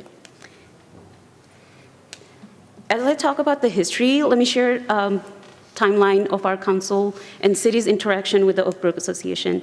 City Council and city, we have been great partner with the association. We have helped them since 1973. Whenever there was a concern, city tried and the council tried their best to put any effort possible to assist Oak Brook Association. And here we are tonight discussing Oak Brook and trying to help them find a permanent plan of action. Let's start with city's role in the private infrastructure. We have streets, medians, and street lights. All streets are owned and maintained by Oak Brook Community Association. However, in 2018, city provided one-time funding incentive to the Oak Brook Association to repair the street infrastructure on Golden Oak, Whispering Oak, and Pin Oak. During our meeting with the Oak Brook Association in December of 2022, Oak Brook Association shared that streets Silent Oak, Water Oak, and Scarlet Oak are now in need of repair. When it comes to repair medians, they have 3 medians. They're owned and maintained by the association. When I was looking at the history, I found that this concern about medians surfaced a number of times. So I approached our Parks Department and asked them to put some numbers together and give me estimates. If city has to take over the medians, how much would it cost us upfront and how much would it be per year? So the number that I received from them is estimated around $175,000, and per year it's going to be $100,000 plus. For private streets, they're all private, owned and maintained by the Oak Brook Association. Public streets, the public lights that are maintained by Encore for the city pays $14 per light per month for the street, for lights located on public streets. Let's talk about services provided through the Oak Brook Association. The table here presents services provided by our police department, code enforcement, solid waste, water, sewer, streets, sidewalk, medians, and street lights. Police department does respond to any call. There is not a set routine to patrol the individual streets. It is up to the officer whenever they want to patrol the streets. These are private streets, no parking complaints are addressed. However, if there is a fire lane violation or disabled vehicle violation, it is addressed by the PD. Code enforcement addresses any complaint if reported. Brush bulk pickup are provided by our city. Water, sewer, streets, sidewalks, medians, they are not provided by the city because these are private infrastructure.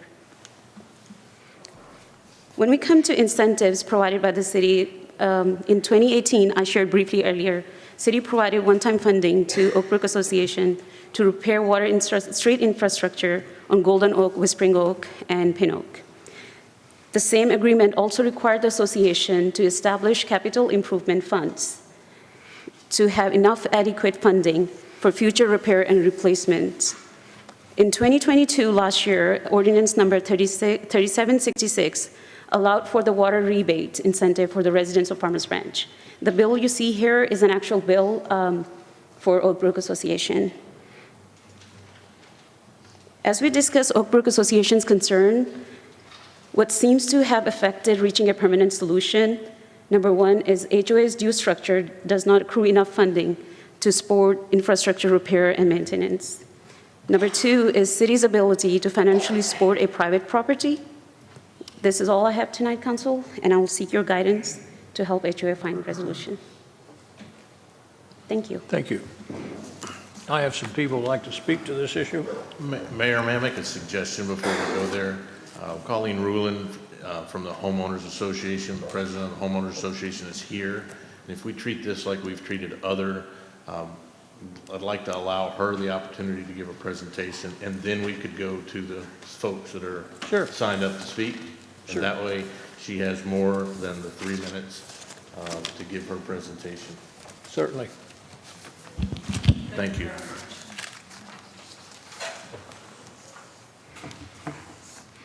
I was reminded to talk into the mic. You get it down there enough?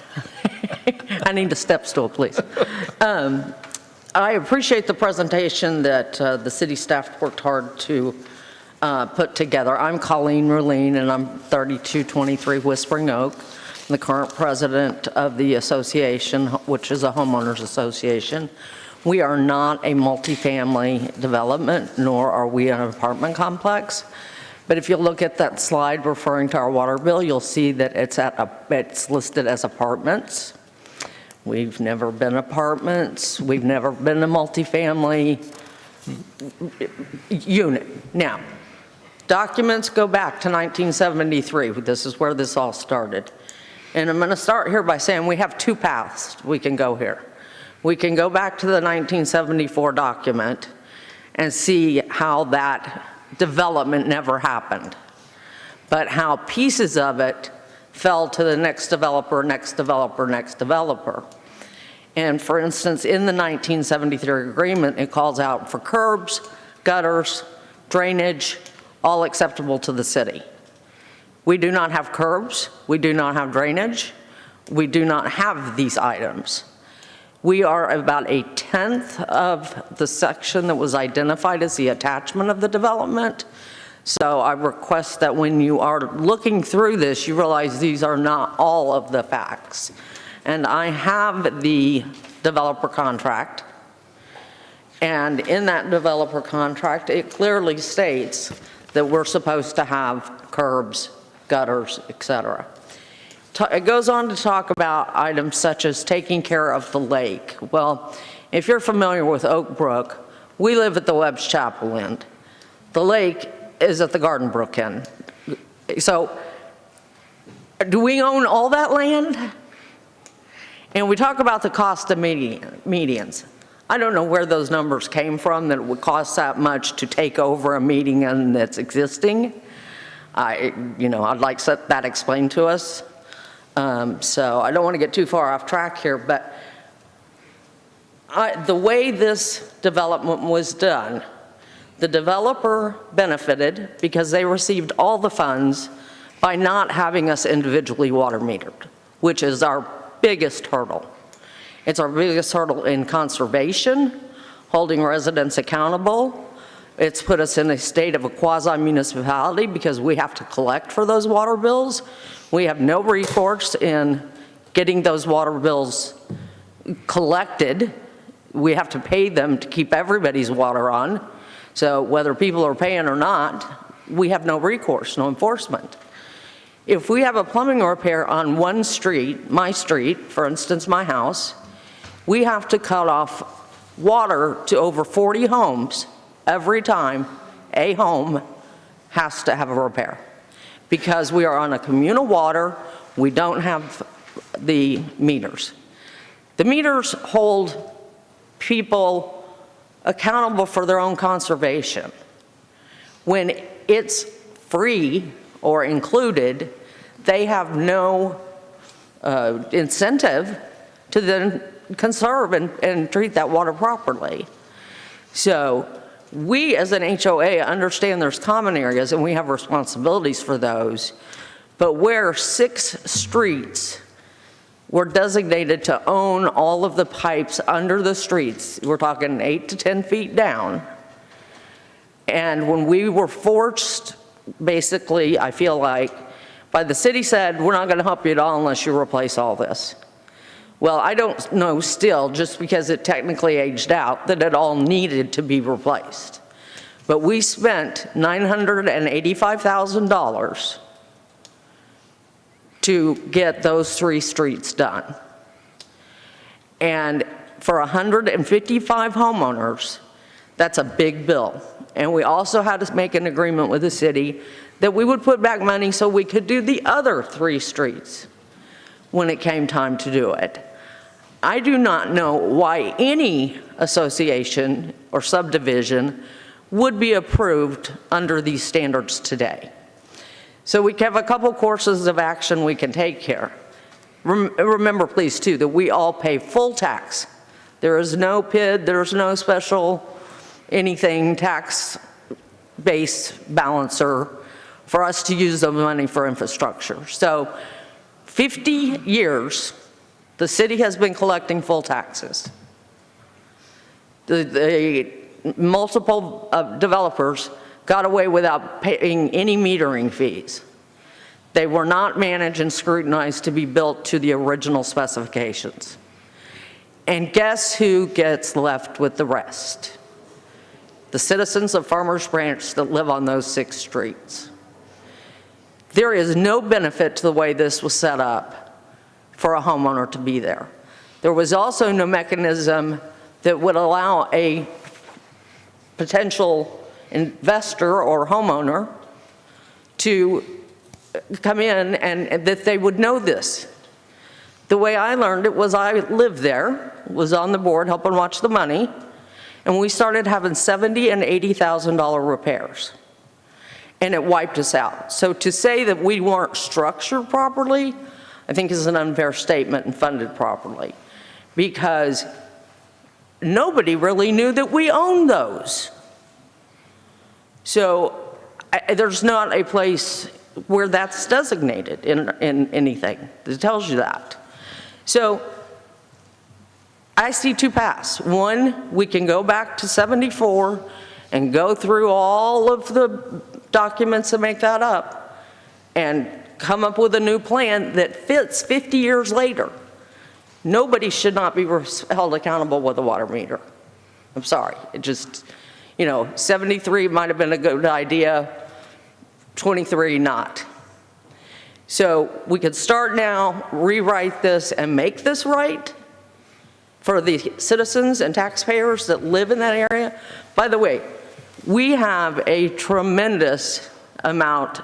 In fact, we have a first-time buyer here tonight. We have 5 people here that are present that were HOA president at one time or another. And those 5 people all still live in the neighborhood. And we love our neighborhood. But we can't afford an additional $12,000 on top of our taxes, on top of maintaining our property. We're a simple little property. And why the developer got the advantage and how that happened, none of us know. None of us were here 50 years ago. But if we want to take that route, it will take longer and be more expensive on both sides. Or we can start with a fresh plan on how we fix our neighborhood. Changing the documents, making the necessary installments. I know there was a request for our financial statements. I'm not sure why, but we have done what was agreed to, but that still doesn't change the fact that I don't believe that we ever should have been responsible in the first place. There must have been a pretty sweet deal between the developer and the Planning and Zoning and Council at the time. Everybody here excluded. But something funny was going on, because if you look at that whole, what was supposed to be that subdivision, it calls for us taking care of the lake. It calls for industrial area. So I'm not sure how we got stuck with the only part that kept following it. And Gatwick is in our map area, but it's not affected. They don't own their own plumbing. So we need the council to come together with us, work with the city attorney, and get this straight. I personally have been working on this for 17 years. David Merritt and I have been talking about it for 9+ years. I think most of you are familiar. And And you can see the history, how many times that we've come back to this simply about the medians. So if the streetlights are paid for, we don't have streetlights in those medians because I guess they're private streets. Well, so we own part of Oakbrook Parkway? And if so, can we fence that off? Can we become gated? I ask for your help.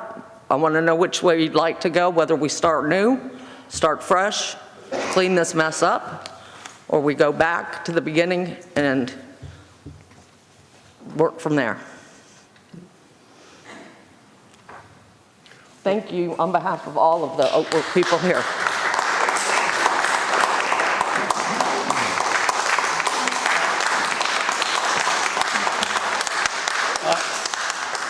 I have 4 more of you who have signed up to speak. Now, is there any, you want to add to anything she said? Listen, you know, besides what, I think she put it pretty elegantly, what your story is, but if there's any rest of you who want to add to it in some way, I'll be glad to listen to that.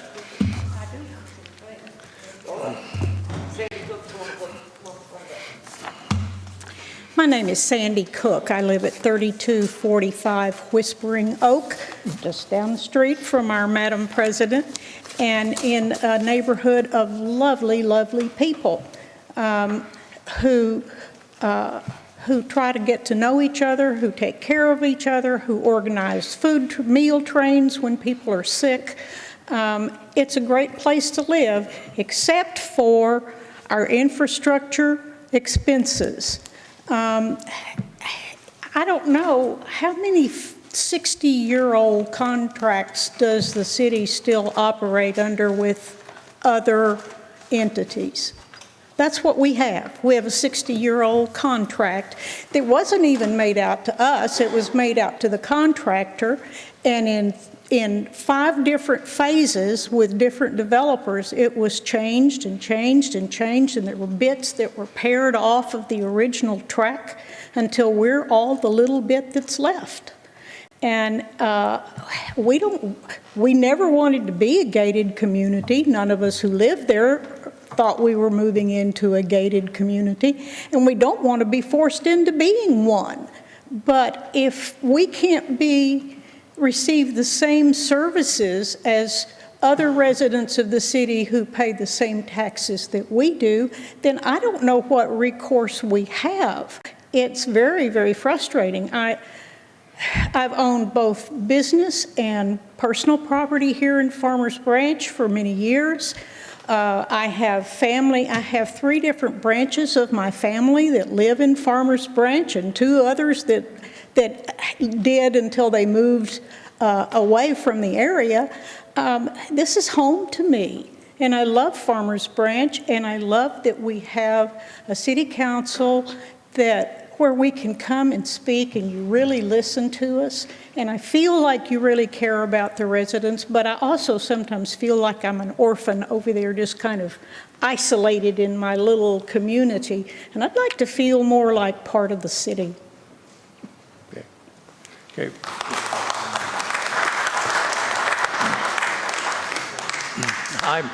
One more, listen.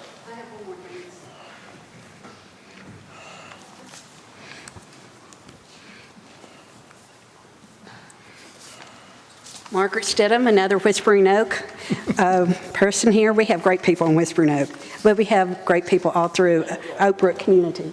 Love my family here.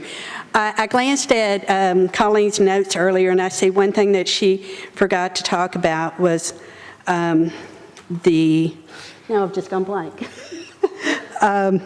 But I agree with her. I was sitting here writing notes, and she just came up with everything I had to say, that the median cost is astronomical for what's already in place there. And I love what the Park and Recs do throughout the city on having landscape in there. We tried keeping landscape one time, but our money has had to be put toward the streets, so we've had to forego putting any type of, we've got trees there, but we can't put any decorative stuff there, and because we just don't have the money to do that. And I mean, it has kept some people from coming in because we've been very honest with people in the last few years that the streets are our responsibility. And it's too much for a lot of people that first-time homeowners. This is my first home, and I've been there 22 years. And I said, I don't want to leave it. I love the area, and I just would like to have the city treat us like fully as citizens here, and take care of our tax and the benefits that everybody else receives. Thank you very much. Just to clarify, I'm a little thrown off because I thought this meeting was going to go a little differently, but we are here in search of equitability. We're not asking for anything that is not what we believe is equitable treatment as far as what we pay in taxes, what we've paid the last 50 years, that the city's gotten, that we haven't gotten results from. And things like you're talking about with the DART, outreach, how are we going to get considered, because we're not on a lot of databases. We're listed on our water bill as apartments. So this is where we know we get left out of databases. We don't know how many databases the city has. We've asked the question, not gotten an answer, but we obviously don't show up in the water department. So I wonder where else we're getting left out. Okay. I'm sorry.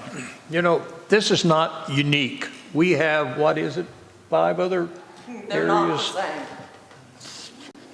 You also have other developments, Mustang Station right over here where they have private infrastructure alleys, proposed developments with townhomes right down the street, and along Golfing Green that will also have private infrastructure as well. This is common to have private infrastructure and developments, but no. And I go back, I moved here in 1968, and I remember that development being done in the early 70s.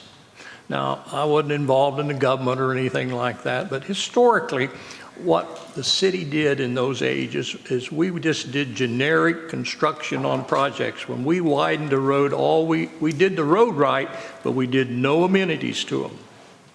And it were just concrete strips.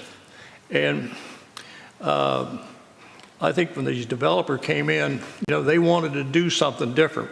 And I know I looked at those models when they first built, the first ones of them, and it was really impressive, the design of them. You never did think the quality was necessarily there, but they were super designed.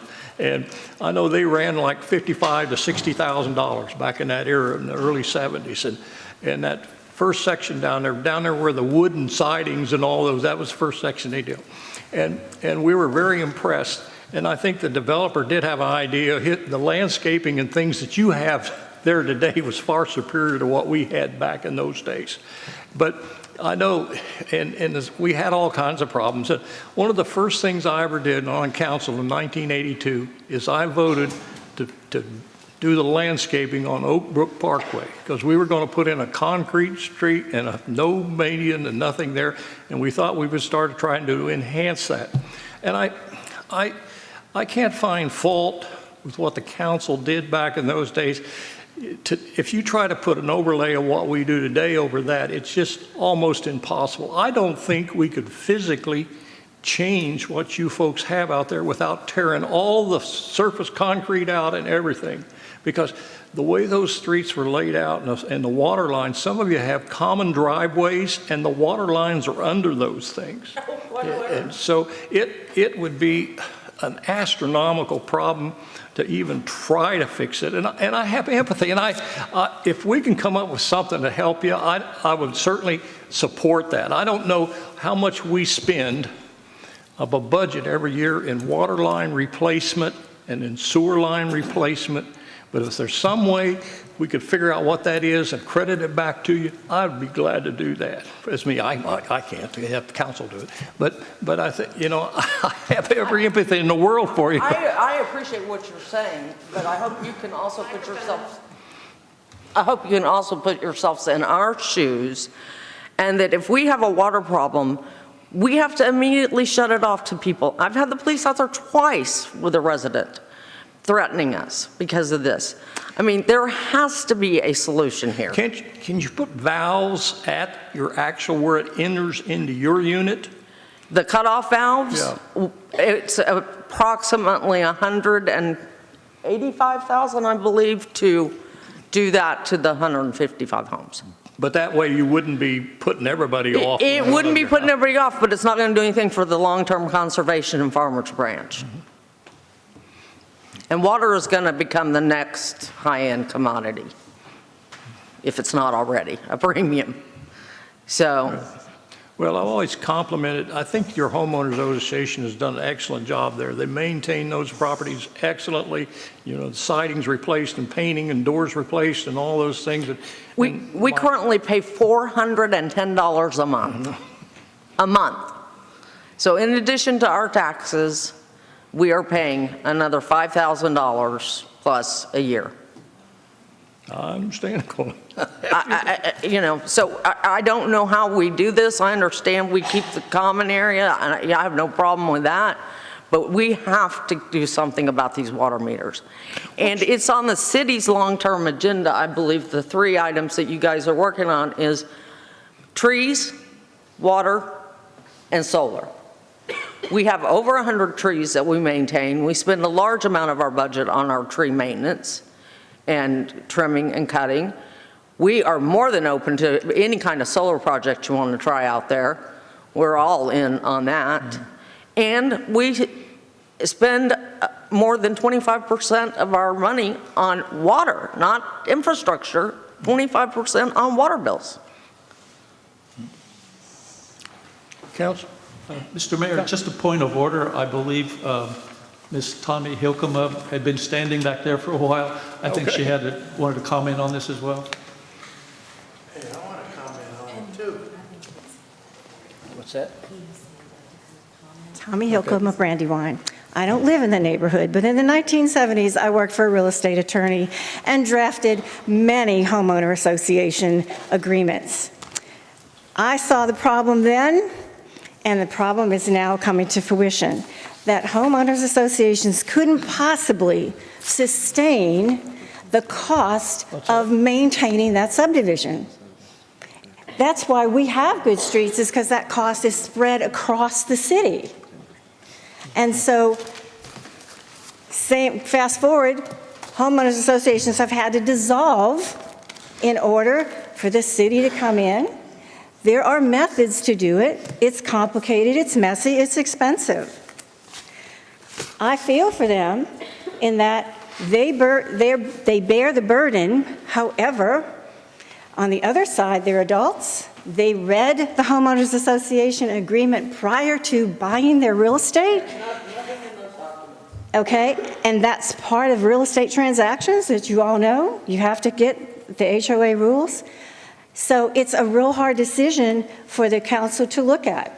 You have a surplus. Is there a possibility of coming to some common ground? However, does that set the precedent for doing this for every HOA? So it's a really hard balance. I feel for all of you, I really do, because you're bearing the cost of what we benefit spread across the city. But unfortunately, you bought into the... Where was I supposed to see it? Because it's not... Okay, so anyway, that's all I wanted to say. Okay. I appreciate your support. You want to speak, sir? Yes. Give you a signed up.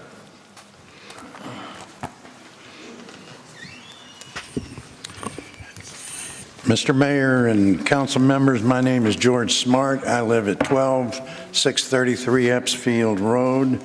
I'm a civil engineer and the retired owner of Dowager Construction Company.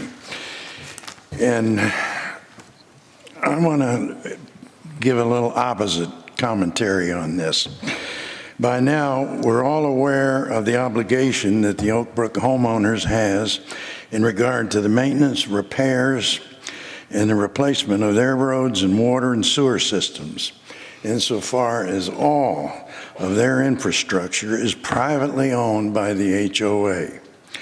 Now, I want to talk to you about a few numbers. Back in 2018, the city granted $750,000 to the homeowner association for replacement of 3 streets and their respective water and sewer lines. This grant came from the general revenue funds created by local taxes. That is, you and me and the rest of our citizenry. This grant is rubbing me the wrong way because each of the 156 homeowners within the Oak Brook HOA received a pardon for not having to pony up the $750,000.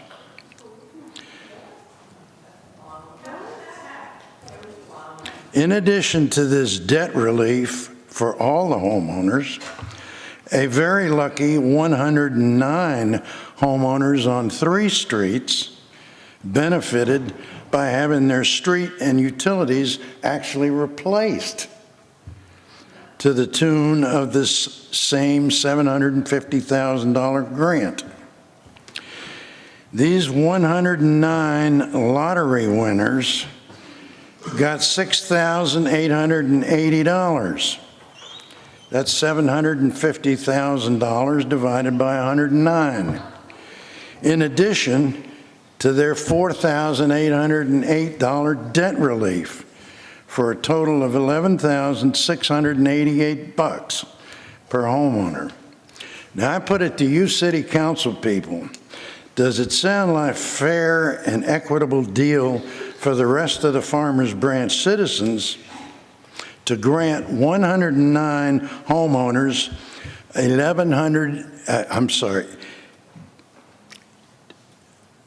does it sound like a fair and equitable deal for the rest of the Farmers Branch citizens to grant 109 homeowners $11,688 and grant $4,808 to an additional 47 homeowners? Don't answer yet.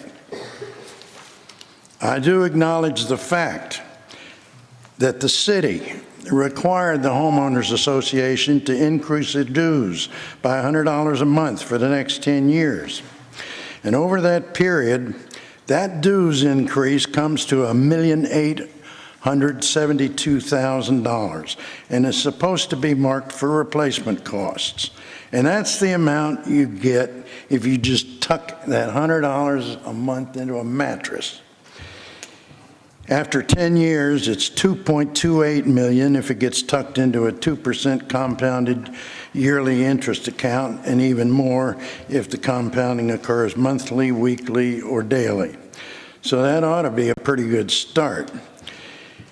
It's been 54 months since July 2018 when the dues increase was implemented.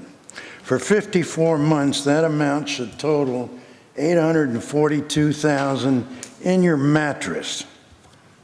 I want to know to date how much has actually been collected and where is it? Is it in an earmarked account? Are there any funds yet to be collected that are delinquent? Has any money been used elsewhere? Now, as a side note, a $50 increase in dues back in 1972 at the homeowner's inception, when they knew they had to replace all this stuff, would today be worth $4,680,000 in your mattress. And in a yearly compounded account, it'd be more than $12.5 million. Enough to replace all the streets, all the water lines, the sewer lines, and build a new clubhouse. Residential asphalt roads with light traffic should be good for 30 years with appropriate maintenance. Concrete roads, good for 50 years. The water and sewer lines, good for 50 years. My beef is with the HOA for not planning for these eventualities. I most emphatically do not support the city taking over private infrastructure for exactly the reasons that you pointed out. Nor do I support providing any more grant monies for private replacement projects. I've talked privately with my district councilwoman about how these needed replacements could be funded even now. With respect to the city taking over ownership of the 3 median sections on Oak Brook Parkway, including their irrigation systems, and there's one single light in those 3 mediums, this only makes good sense because the city already performs the landscaping and maintenance on the remaining medians in Oak Brook, which are considerably more than these 3. They should all be cared for by the same folks, and the city has the in-house forces to do so while the HOA doesn't. Nothing beyond Oak Brook Parkway should be taken on by the city, and no money should exchange hands either, unless the city is on the receiving end. And in keeping with the handout policy today, I have all these words of wisdom. Okay.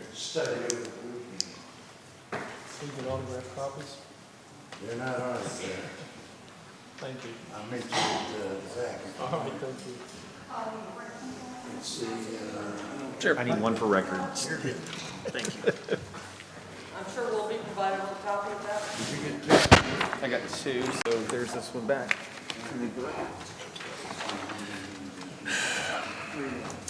Then It'll become public record.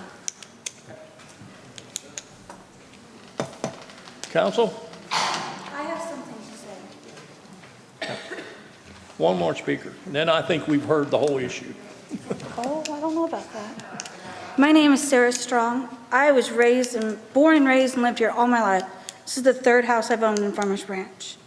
I love this community, and I sit on the board now as a young community owner, and I want to be helpful. Where that man came up with a grant, we never received grant money. We didn't receive any money from you guys to work on our streets. We paid for it by taking out a loan. The infrastructure that we put, it sits in its own account. The money that takes off from that loan, we pay off the loan that made our account. So where he came up with that money, we have no idea. We did not receive any of that money. You have been receiving our money for years, and we've gotten very little for it. Until we started being more community outreach, police didn't even know we were there until we asked them to come look at our Christmas lights. Firemen go, hey, we don't even know you're back here. So whereas someone that doesn't live in our community wants to see our finances, that's not acceptable. Because we, as a private homeowner, pay those responsibilities and ask that our city take care of us in return. You're not taking care of us properly. We're not asking you to come in and tear up all our streets. As our streets need redoing, you can put in our meters then. Because we have paid you for many, many years without any get back. We don't get anything from you guys. We don't even get a tax reduction. So whereas you say this is not doable, it's doable. You just have to work with us and compromise. We're all about a compromise. We understand we're a private infrastructure. We understand that other people have created these private infrastructures. That's all understandable. But you didn't create ours to make it equally. I'm sure if some of these other people come up and go, hey, our pipes are bad, we're 50 years old. We never did that. And yes, we could have raised our HOA dues, but we weren't established in 72. We weren't established until 73. So where he came up with that idea and those figures, those are also incorrect. So I would like you to think about these things.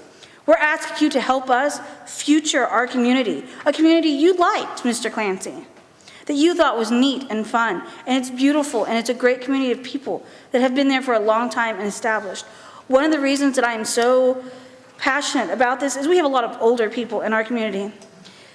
Because we have to take care of all our own infrastructure and our dues just keep raising, we're running out the people that help build Farmers Branch, that help build our community, because they can't afford it anymore. What do you have to say to those people that paid those taxes for all those years, and now you don't want to help us, and they have to leave their homes because it's too expensive?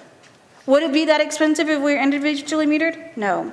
Would it be that inexpensive or that expensive if you helped us in a long-term plan to take over our roads, help us resurface them, and individually meter as our roads go bad? No, it wouldn't be. How would you feel? When I bought my home, nobody told me I was responsible for my streets. No, but when I called to set up my water line, they didn't even know what I was talking about. I had to come up here and had a nice talk with the Water City, and they explained it to me. These aren't in our documents. They're not in our governing documents. Nobody has to take responsibility because nobody tells you when you buy in, unless you meet a neighbor. We have to take responsibility for our own neighbors. So we're asking you as a part of your city to help us, take care of us, and how you would feel if you were in this situation. We're not asking for immediate needs. We're asking for a long-term plan. Can you not work with us on that? Thank you. Okay. Council, I think we've heard. Any comments? Well, as the council member for District 5, where Oak Brook sits, I think it's important we understand that the city does have a vested interest in making sure that that community is a viable community. We need to look at some solutions and the costs. And I've said to my peers in the city management office here that we don't know what the costs are going to be. This is the first time I've heard $185,000 to self-meter all 155 residents. That seems like a cost that might be borne best by the HOA. I think there are so many other costs. We know that Public Works has told us that it's $1 million a mile for streets. Just to maintain, we're building new ones, it's $4.4 million or $4.5 million to build new streets. We are looking at, an untold bill here at the moment on what that might cost. We had the gentleman give, facts and figures. But one of the things about the facts and figures that he talked about was that they've been paying some of those fees and for services along the life cycle. So those end totals of what they would have today in the proverbial mattress are not exactly accurate. So there's a lot to digest here. We've taken 50 years to get to this point. We could take some time to look into this, but I think we need to understand the financial aspects of the HOA. What can we look at on what it takes to repair the streets? You've got I received I looked on the internet and I found a Welcome to Oak Brook package dated July of 2013. So this is nearly 10 years ago. And it does talk about, this is the HOA reaching out with their Excel management group at that particular time. I know they've changed your servicing organization for that. But it does talk about the common area, landscaping, pools, streets, and lighting. And it does say that the maintenance of all private streets not owned by the city of Farmers Branch. So there's notification here, and I also looked into the HOA responsibilities for the state of Texas, and all the covenants are necessary to be exchanged at the time of signing, a real estate transaction. So I think there's a lot of questions that we have here, that I have here, that makes us need to look at this from a 50-50 perspective. We want the city to be able to support that. We know that the city gets, police. I saw the chief back here a moment ago, and we had both chiefs give us presentations during a study session. You get services from police and fire when they're called upon. I mean, this idea that there's not services being provided. I don't know when they're going to drive up and down my street, but I know that they patrol. I've been told through conversations with the police chiefs that they do patrol that. So the question about when you see those services there, they're present, and the only difference comes down to streets and the medians and the water. And to recognize cleaning up the water, if someone needed to come and do the city water to my street or to my home, they'd only do it to the meter, and the last mile is mine, and I'd have to address all of those. So we need to make sure that we understand where the line of demarcation, arrives at. if it's self-metering, and when could those all be done? It's going to be disruptive. There's a lot to unpack here. But what concerns me the most is it's just an untold bill that our council may be importing on everyone else, and we'd have medians in my peers in Mercer Crossing, have medians that I believe are in this space as well. We have the green spaces that are in there. Where does this stop about allowing the city to take over these infrastructures? I think we need to really look at partnering with the HOA to see what opportunities exist. It may be, as Colleen alluded to, going back to the 1973 or starting from 2023. I think there's somewhere in the middle, because we've got to figure out where the best path forward is. And at the end of the day, we're going to have to be using some of city staff's time and resources to focus on this, but we also need the HOA to look at what their focus is going to be on where the dollars are. It costs me more to live in my house today than it did when we bought my house in 2002. It does. Every one of us experiences that. And so the HOA fees are supposed to be dedicated for these things. We need to make sure that they are focused on that, and you're going to have a cost increase. It just happens, and it's unfortunate. And we have the term in our comprehensive plan is gentrification. It happens, and we have to look at other housing options, and that's one of the things my partner down the way, Mr. Driscoll, and I are very passionate about, of looking at what other options are available, whether it be, there are other options, and we won't throw any terms out at the moment, but there's a big issue here that we need to unravel, and I'm willing to sit down and unravel it, but I need to make sure that my peers are either interested in it or not. And at some point, we're going to have to figure out, is the price tag too big for us to explore? And that's a question we don't have at the moment. And that's what I'm interested in trying to figure out. In $2023 or $2024, what is this price tag? And is it something that this council or a future council is willing to bite off? And those are my comments. Councilman Driscoll. Yes, thank you, Mayor. I'd just like to draw everyone's attention to this item on the agenda. The very first word is discuss. Discuss the Oak Brook neighborhood and their request, et cetera. So as we've heard from several folks who live in this community, and I can certainly empathize, as the mayor has stated, your concerns. You feel, certain unfairness and things have been done, but, we have to look and weigh everything from the city's perspective, from residents' perspective, from businesses, et cetera, et cetera. And I have a real concern when a community was built as a private development 50 years ago, and now we're being asked at the city level, well, we want you to take over and, repair, maintain our infrastructure. And, the roads, water, sewer, all of these things are very expensive. The city has had a long-term, I don't know if it's 20 years, Mr. Bentley's not here right now to ask, but we've got an ongoing program, multi-year program, multi-million-dollar program of street by street and systematically renovating and renewing the infrastructure.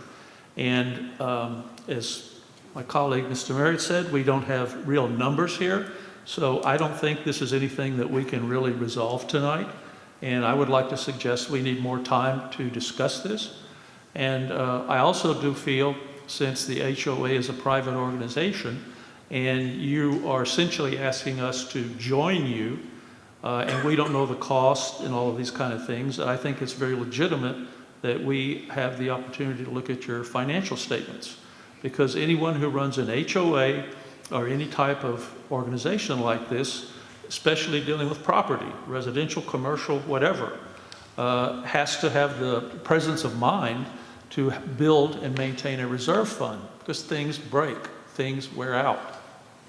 And so that's kind of where I am, Mayor. Okay. Councilman. Mayor, so just a couple of questions and clarifications, if I may. One, Joria, in your presentation, it says in 2018, the city provided one-time funding of $651,900. Yes. Right, that's the grant that I'm assuming, Mr. Smart, that you might have been referring to. There may have been some other numbers there. It's okay, we don't need to keep going on, but there was a large sum of money in 2018 paid to this, to repair a water main or replace a water main. It's a very difficult situation. So the first I've heard of $185,000 for individual metering was tonight. So very briefly, I'm sorry, Ms. Ruling, can we please keep a point of order tonight? Please keep a point of order. I just want a very simple answer to the question, where did the number $185,000 come from to add individual water meters at the remaining 150 homes? That is not. At the cut. Who are you asking? Sorry? Where the figure came from, 185,000. The 185,000 number that was brought up earlier? What is that? Please come to the microphone. Thank you. That was in direct response to a question if we could cut it off at the valve rather than have a meter.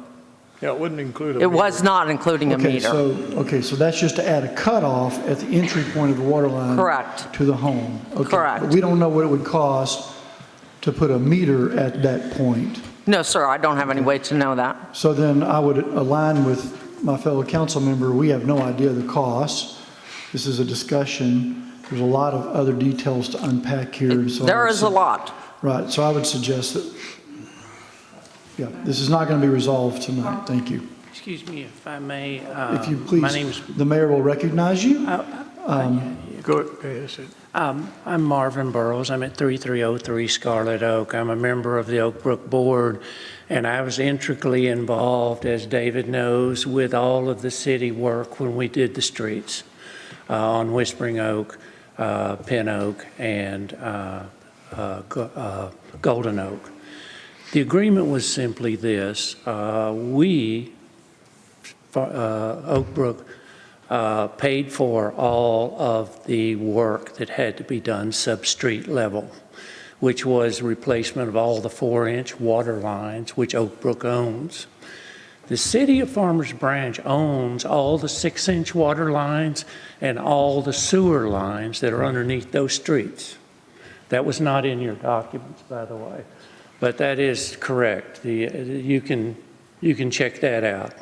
The city scoped all the sewer lines and said that they were okay to go ahead and redo the streets, and they did, with the understanding that the city will repair all sewer line breaks and all street damage that would occur or anything like that if it needs to be done.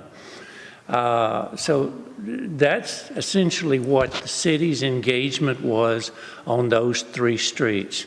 They required Oak Brook to invest $100 additional per month for our due structure. 50% of it was to be used to pay our loan, which represented about $750,000 of our money to all the substreet work. And that is our phase 1 commitment.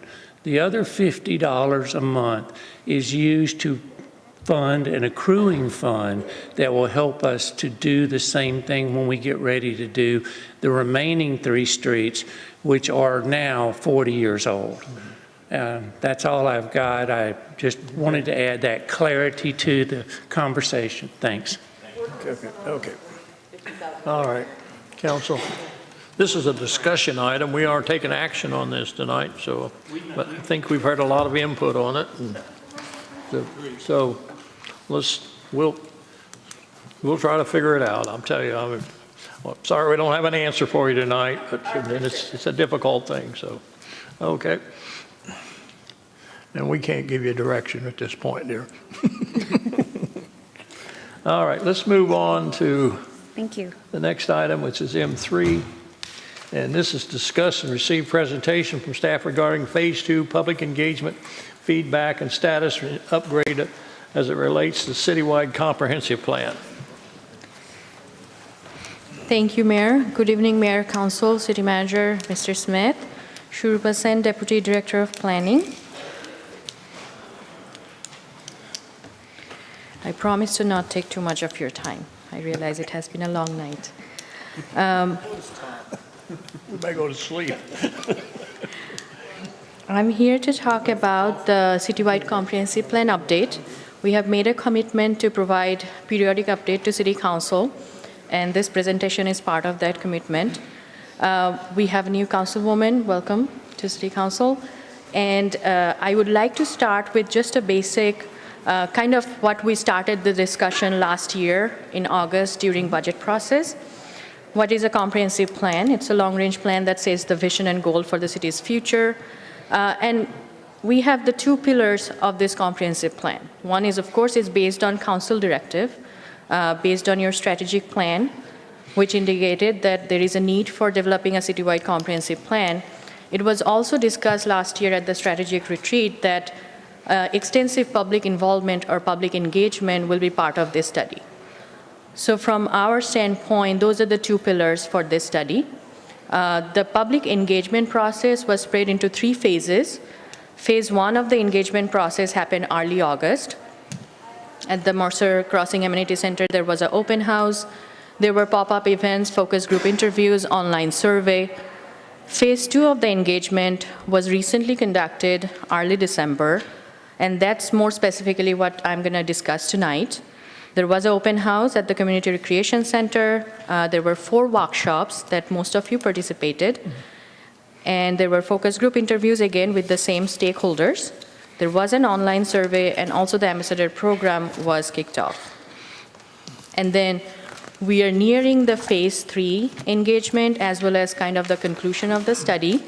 And we are planning towards another robust engagement process towards early May.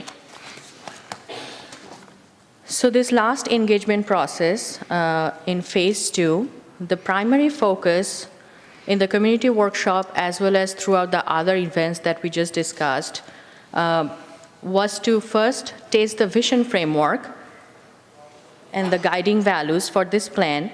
That vision framework and guiding values was derived out of not only the analysis of existing conditions of Farmers Branch, but also from the phase 1 engagement, where we heard from the people and the residents, businesses, other stakeholders of the community, what they told us that what they see Farmers Branch becoming in 20 years in the future, because this plan is the pathway towards that.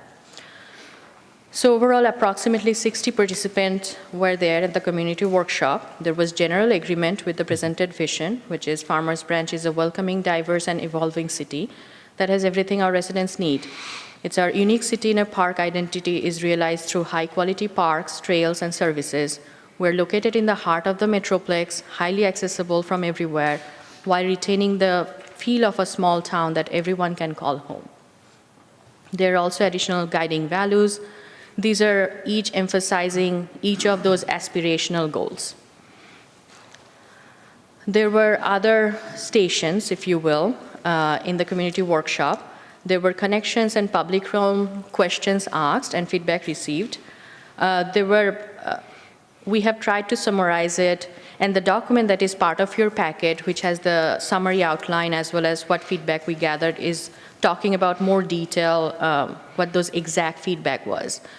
So the key theme was we need better north, south, east, west pedestrian and bike connections. So there was a lack of connectivity in terms of other modes of transportation. We just talked about the DART funding tonight.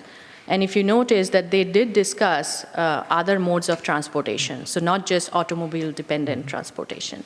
So that came up during this public engagement process. Walking, biking along Valley View, Josie, Webb Chapel, and North Stemmons Freeway came up. Natural area and open space near Mercer Crossing, of course, came up. Housing. There was a station for housing. We asked for feedback in terms of, first, there were some basic inquiries. What type of housing you have currently, what type of housing or what type of dwelling unit you would like to live in, and what is stopping you from getting to that type of housing category. So the attendees for this workshop were mostly represented in mid to large size single-family homes. The positive factors were location, accessibility to jobs and amenities.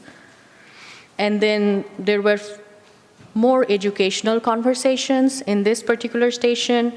The participants talked about, and they were curious about, to learn zero lot line homes, water courtyard homes, about accessory dwelling units. So there were all these different housing options that were discussed with the participants, and their feedback was recorded. Also, there was a support for mixed-use development in this workshop. My personal favorite was the 4 workshops that we organized during this event. There was one at the Four Corners, one at the east side, one along the Bell Line corridor, and one at the Valued residential neighborhood. Mm-hmm. And I believe we have stated this before, if I personally, from my opinion, if I hadn't participated to these workshops or these workshops, I probably wouldn't have seen some of those sides of built environment that as an employee I experience in a day-to-day work life. Thank you to all of you who were able to participate in these workshops. It was a very informational tour. We looked at the streetscape, we looked at the connections, the sidewalks or lack thereof. We looked at lack of street lights in some cases. We looked at some of those missing amenities in the neighborhoods. We also looked at some of the safety features. For example, a simple situation of how much light, how much the traffic light was giving us time to cross a particular intersection came up again and again, and told us that maybe something can be easily done in terms of signal timing to encourage better pedestrian movement through major intersections. So of course, as I was talking about, the main issues that came up were lighting, crossings, safe crossings, I would say, and streetscape. Opportunities for better connections. I mean, if you look at this photo, we walked from Four Corners all the way to the Rawhide Creek Park. We have all these beautiful city amenities and parks, but are they really connected where you don't have to hop in a car to go to these places, to enjoy these facilities or these amenities? Community assets, land use conflict, and of course, the redevelopment opportunities in several areas. Safety came up as one of the issues as well.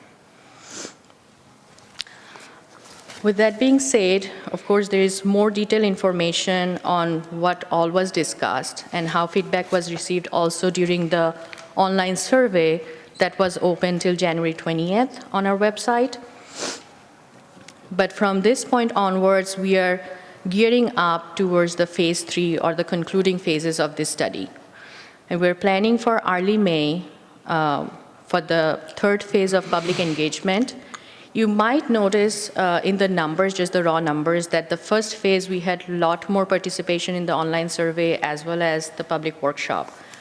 It is natural for a long-range study or for a process that goes on for about 16 to 18 months, where initially there is a big excitement, outburst of participation, and then over the month things starts to slow down. But phase 3 would be when we'll start to see that uptick of interest again, because we are looking at more recommendation phases, more implementation steps and strategies. So we are actively planning, and we'll bring back more information to you once we get all the items finalized for the May engagement. And as always, I'd always recommend everyone to go to the farmersbranchtx.gov/cityvision, that's the website, for a comprehensive plan. That concludes my presentation. If you have any question, I'll be happy to answer. Thank you. Council? It's a very interesting presentation. I appreciate it. I think, you know, the theme we see in a lot of people want to get away from the automobile and do other types of things. So, you know, it'll be a challenge for us to figure out how to do that, but I certainly appreciate what you're doing. I think you're on a good track with it. Thank you, sir. Okay. All right. All right. Thank you. Thank you. Okay. All right. This is M4. Consider approving resolution number 2023-031, authorizing the purchase of a 2026 Pierce Custom Velocity Aerial HD ladder 100-foot mid-mount for the fire department from the Sidon Martin Energy Group through the Houston Galveston Area Council Cooperative Purchasing Program in the amount of $2,144,158.56 and take appropriate action. Chief? Well, good evening, Mayor and Council and City Management, and all our citizens are still hanging out here tonight. There you go. Man. They stayed just for this presentation. They'll all leave after this, I'm sure. But no, thank you so very much. We are so excited to get to discuss this with y'all tonight. We really are. We have an opportunity. Y'all have heard me say this before, and I'm going to say it again before we get started. When people come to our fire department and they present to our leadership team and say, hey, I think there's a problem, we don't use that word. We use opportunity, and that's what we have here tonight is an opportunity to make a good decision as one team together. So as the mayor read off, we're going to discuss purchasing a 2026 Pierce Custom Velocity Aerial. It has a 100-foot ladder on it. It's a mid-mount platform. Before we get started, I'm going to lay the foundation. What is our mission statement? We have our new Councilwoman, Tina Bennett Burton. Welcome to the dais. But they've heard this, and so I want to present it back to you again tonight. Our whole mission is this. That's it right there. Protect lives and property. That's what we do. That's what we're going to be discussing tonight, is providing us the tools so we can continue to do that as a team for our city. So let's talk about the fleet replacement schedule. We've been discussing that since our last budget retreat. If we remember, we go back in time real quick to that time. The council was talking to us, and then right over here, Councilmember Richard Jackson brought up a Dallas Morning News article talking about what Dallas Fire Rescue was in with their fire fleet program and having some issues. And others commented on it, David Merritt as well. And we went through that and talked. And so at that time, I told y'all as well that we were going to go and investigate our asset replacement. We were in the middle of that during my interim time. And so along with my team, we sat there and we started going through every little thing. Well, we came to our fleet. Well, at that same time, fast forward, we're looking into our fleet replacement schedule. We originally had a 17 to 20 years. That's what we've had since I've been here. So since 2007, that's kind of about the time frame and window that we had our replacement schedule for our fire engines and fire trucks.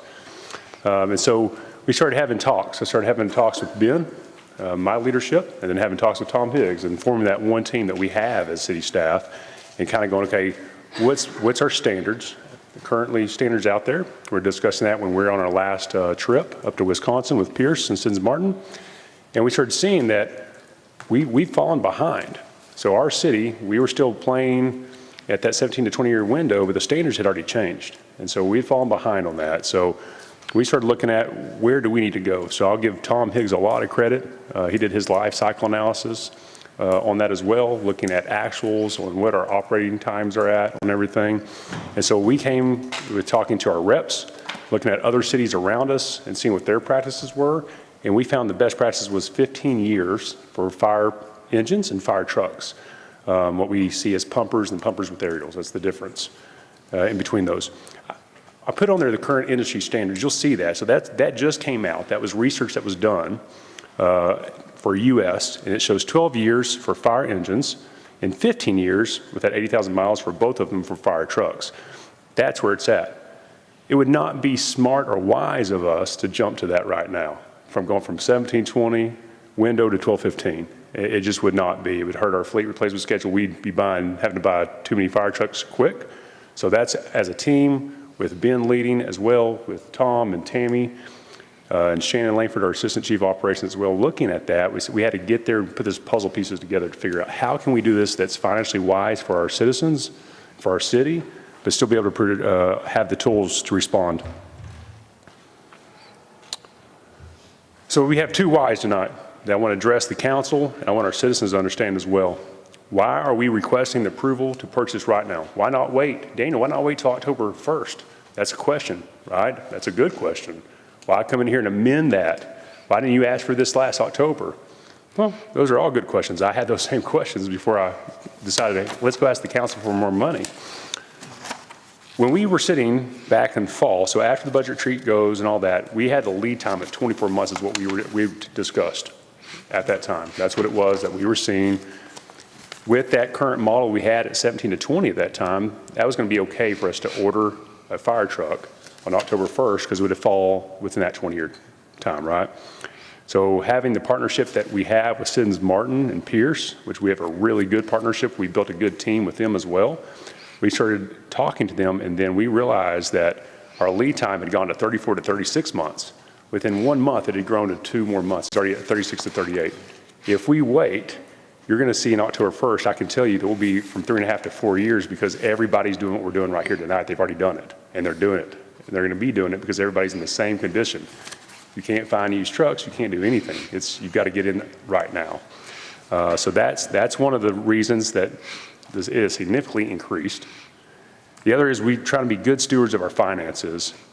So because of our partnership with Siddons Martin and Pierce, the increase already took place. It took place on February 3rd. Well, we were supposed to have our meeting before then, but thanks to lovely weather, we then had to start going back to negotiate with them and go, okay, hey, we've already got this to our council. All these things are happening. They're like, I'm sorry, this is a nationwide thing. I'm like, we're not going up again. Come on, help us out.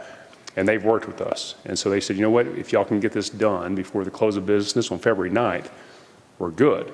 And you'll see this later in the slide, but they already have promised to all of us as fire chiefs and through the fire departments that they're going to do a 1.75% increase every 3 months.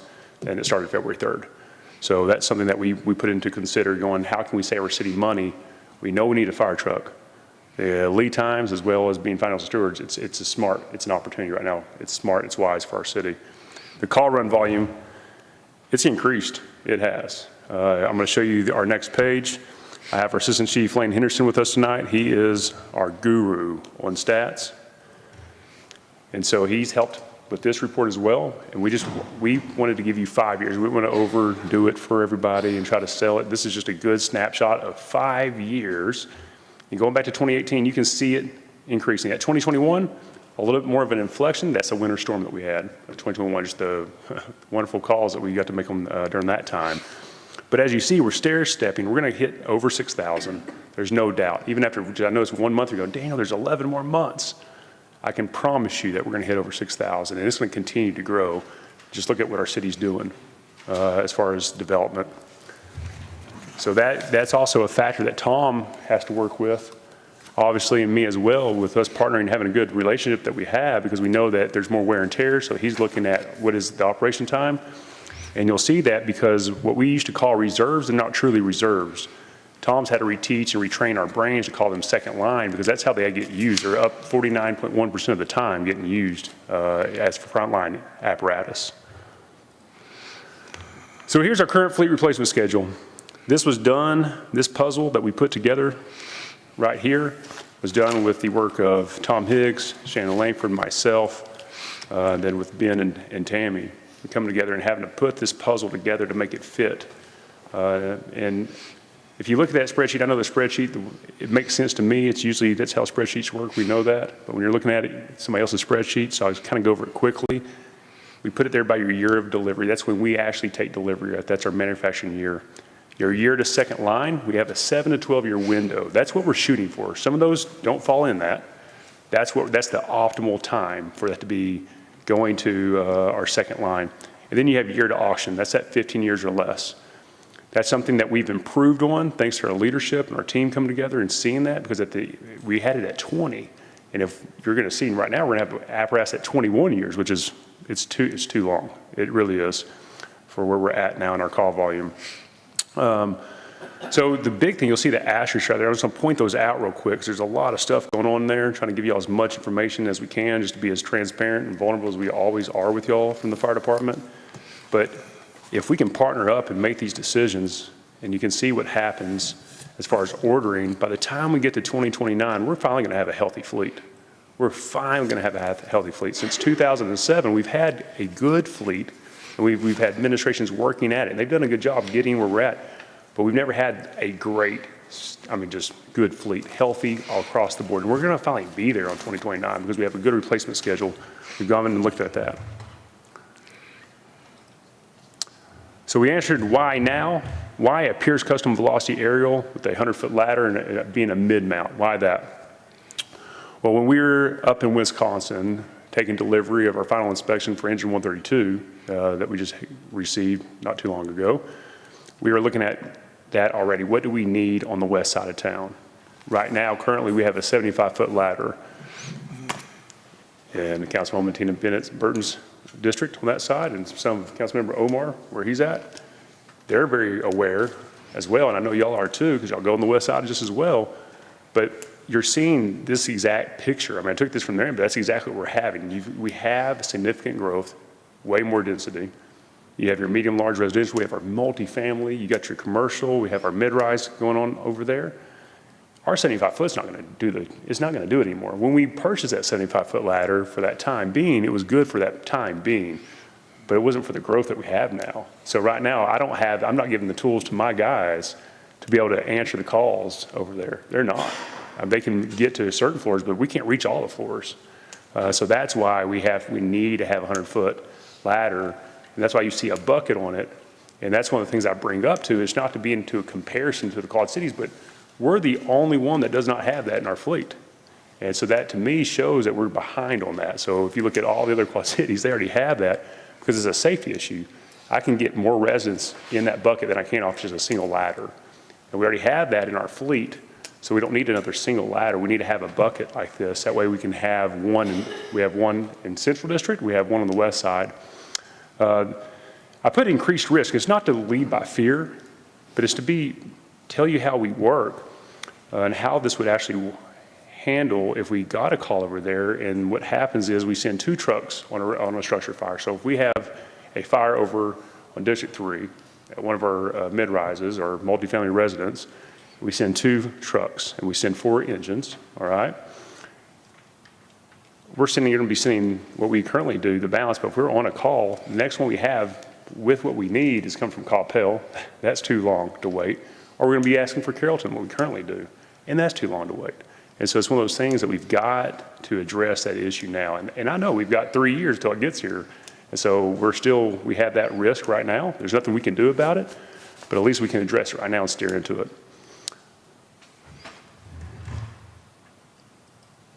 So in summary, we have identified a critical need. It is a critical need. I would not tell you that if it was not. I'm not going to come up here and ask something every time. Go, is it a critical need because we're the fire department? I'm not going to do that. I'm going to tell you, be honest with you, it is a need that we have. We have an opportunity to replace that 20-plus years. It's going to be 21 years old by the time it gets here. There's nothing that we can do about that now, but moving forward, we're going to have a healthy fleet. We just got to partner up right now. Save our city approximately $112,947 by placing this order before the close of business on February 9th. That's how we got that 1.75% compound interest over 3 times. That's how we arrived at that number. Like we've said through this presentation, it is the first step of us getting to a good fleet program. This is the last big item, and I'm going to tell you this, we have more things that will come in the budgets and more plans. We're always going to be visionary, and we'll always try to take more ground in the fire department. That's just who we are. But this is a big one for our fire department. This is going to be a big stake in the ground showing that we've made progress. It really is. And so very excited that we get to present this to you. These pictures real quick, I just wanted you to see the work that these guys do, our chiefs, what they put in for us. So here, the top picture you see is Coppell's truck. So Chief Shannon Langford, they got a hold of the operations chief in Coppell, and they had their Coppell truck. This is a 95-foot, but this is the same thing. It's a Pierce. So it's an older model, a couple years older. But here's their bucket truck that I talked about they have, and he had them drive through every station to be sure it would fit. That was one of the things. Ben's like, I want to be sure it fits. I know you know that, but just show me. So we took pictures and videos of this going through everything. So then we said, okay, Station 2 has the smallest apparatus bay. And that's the picture you see right there. So we're good with all that. We literally, in the fire department, and I think you are starting to see that in our relationship, we are very detailed people. We look at every little thing and be sure and checkbox every little thing. The bottom picture, that is the Grand Prairie truck that we spec this truck after. So when we went and looked at every truck out there and we said, what is the best for the money? And so we use that to kind of build off the spec. Is it going to look exactly like that? Not exactly. There'll be some little tweaks we'll do because we're going to be better than Grand Prairie because we already are, because we are the best. But that's kind of what we had in our mind when we started building our spec list. So when you had that packet, your specs in that packet, that's the truck that we use, just so you know. So with that, open up for questions. Chief, being an old salesman, one of the first things they taught me was to quit selling and write the order. Yeah. I think you've sold this group on your equipment. Oh, good deal. You want about two? No. Okay. Is this going to be? Is this going to be housed out at Station 1? Is that where you're? No, sir. This one will be Station 3. So Station 1. Or 3. I mean, I'm yes, sorry, sir. 3. Yeah. Out here on the west side. Yeah. That will be Station 3. So we'll still have a ladder at Station 1. We'll have a ladder at Station 3, so that will be really good for how we set up our calls. The east side, you'll still get to pull the fire truck from there, but you also get to dip down from Madison. They're quick into that with their truck. So we're really good as far as the strategy on responding. So, I understand. And this, we understand this equipment. I mean, this gives us a chance to fight a fire from the outside. No, less we have to put our people inside the buildings, the better off we are, and all these things. And obviously, a lot of our new apartment houses out there are 4 and 5 stories, which will give you the access for this piece of equipment. So, with that, council, would you like to make your first motion to purchase this truck? Councilmember Jackson has a question. All right, great. Thank you very much, Daniel, for that presentation. So it's clear we have a need here. I'm glad that we're looking at our fleet and bringing the timelines down a little bit from what we have today. One thing that I saw in here is that our current 75-foot truck, we're getting a $25,000 trade-in value on that truck. Yes, sir. And so that was, once again, you can thank the partnership between us and Citizens Martin, because that is a heck of a deal. So the last one we traded in for engine 2, we got $13,000. And so the $25,000 we discussed. And so like I said, I've come from the private sector, and so I believe in doing business that way, even in the public sector. And so we had a good discussion. And it was a number, and it was like, hey, you got to do better than that. I'm going and asking for this in, after first quarter. So 25,000 is actually a really good number. I mean, I'll give you 26,000 for that public truck. I have Tammy right here and Tom, so, we can start at 27,000. Anybody with 27,000? It just seemed low for a It does. Fire truck, but I don't know. Yeah, and that's the thing. They drop really fast, and so you got to think that's 21. That's a 21-year-old, and so those things are put to bed. I mean, the standards on those, you can't live outside 25. So this is going to go to. They'll take this, and what they'll do is they'll sell it to a volunteer fire department. And that's what they end up doing with that, and they know that has about 4 years left of life, and so that's why. Okay, very good. Thank you. Oh yes, sir. Yes, sir. Councilman Merrick? Yes, we need to talk about the budget, making sure that we understand how we're moving monies around to accommodate this. Yes, sir, we sure can. I think it's certainly, you've, to the mayor's point, you've sold the need, the lead times, the rising costs, the fleet maintenance adjustments, all are valuable as well as all the risk mitigations you've talked about of dealing with fire in our city. I just want to make sure that we know that we've budgeted $1 million for a fire truck replacement in the current budget, and then the 1.1 and some change. My wife would kill me. $14,000 is more than a change. It's more than change. But 1.14, let's get it right. 1.114 million. Yes, sir. Is going to come out of the general fund balance in order to make that purchase now. Yep. And I think that's a good use of those funds, and I just wanted to make that statement, and I look forward to doing a push-in with this. Oh, man, it's going to be sometime in fun. the future. And I'm going to pause you real quick, Councilmember Merritt. Tammy Zimmerman, I'm going to tell you what, if you don't think Ben's smart, he is very smart because he promoted her to finance director.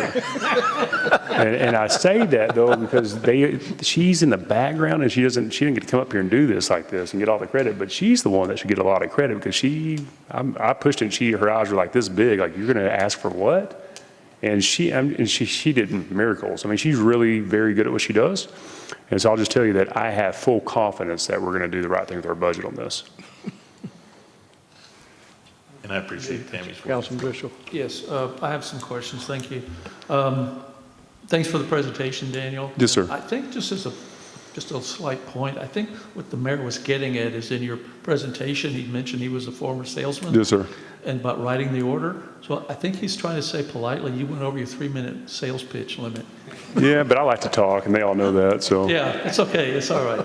But I know we discussed this and some other issues when I was out meeting with you and Shannon and Tim a few months ago. And I know the advantage and the need for the 100-foot, not just the ladder, but as you said, the bucket. Yes, sir. And you mentioned that we're the only city in, I'm not sure how many that don't have that.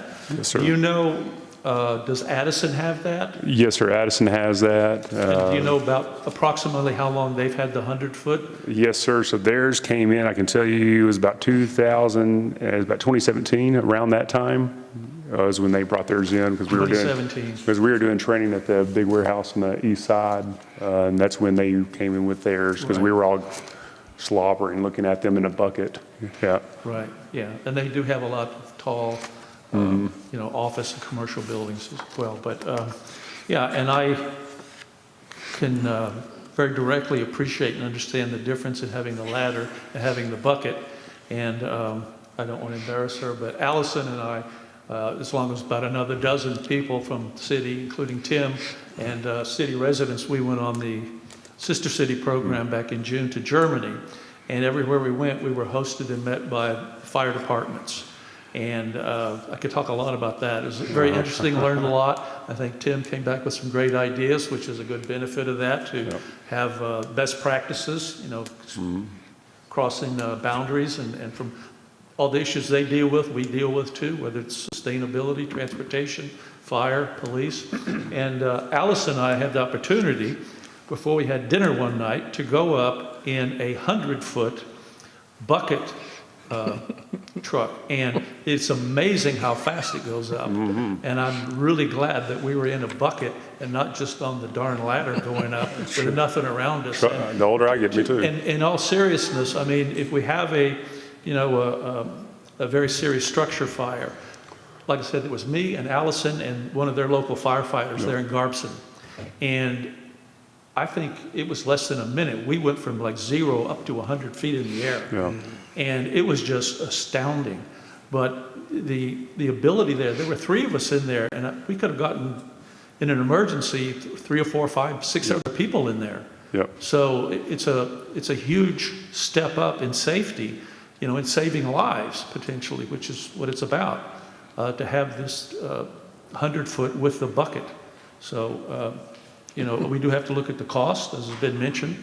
But I think it's something that we need, and again, the community's growing, and we also discussed this when I met with you guys over coffee, that, yes, sir. We're building up also. So, as the mayor said, we've got some 5-story buildings coming, and we've approved some that will be coming out of the ground real soon.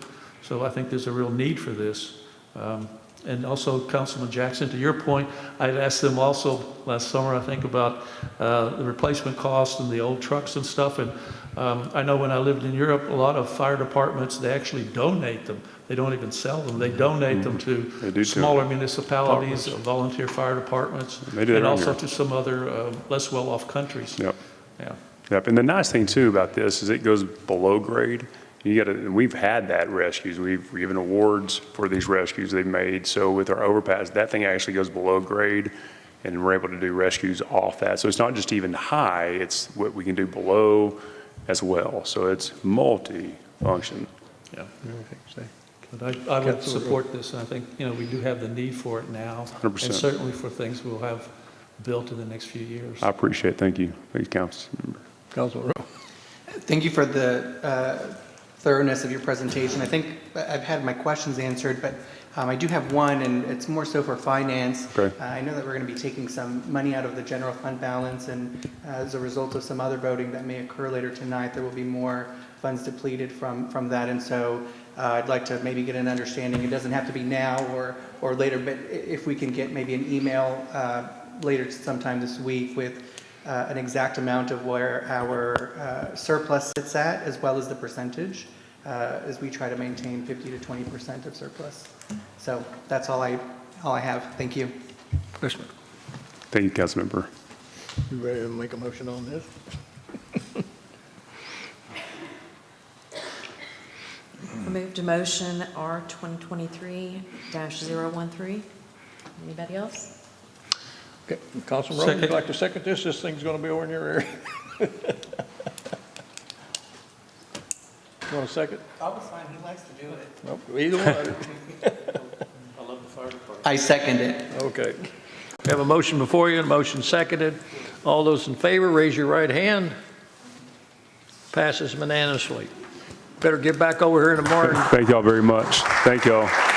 Thank y'all too. I appreciate y'all. Thank y'all. You better come back over here tomorrow and get your purchase order and get that in so we can save that $100,000. I will definitely be over here tomorrow to do that for you, Mayor. We can do it. We can do it tonight. I'm all. All right, thank you. All right, this is item M5. Is consider approving resolution number 2023-108, authorizing Gadberry Construction to provide general contract service and related items for construction of the Historical Park Event Center and take appropriate action. And somewhere I have some people speak to this. Good evening, Mayor and Council. My name is Rachel.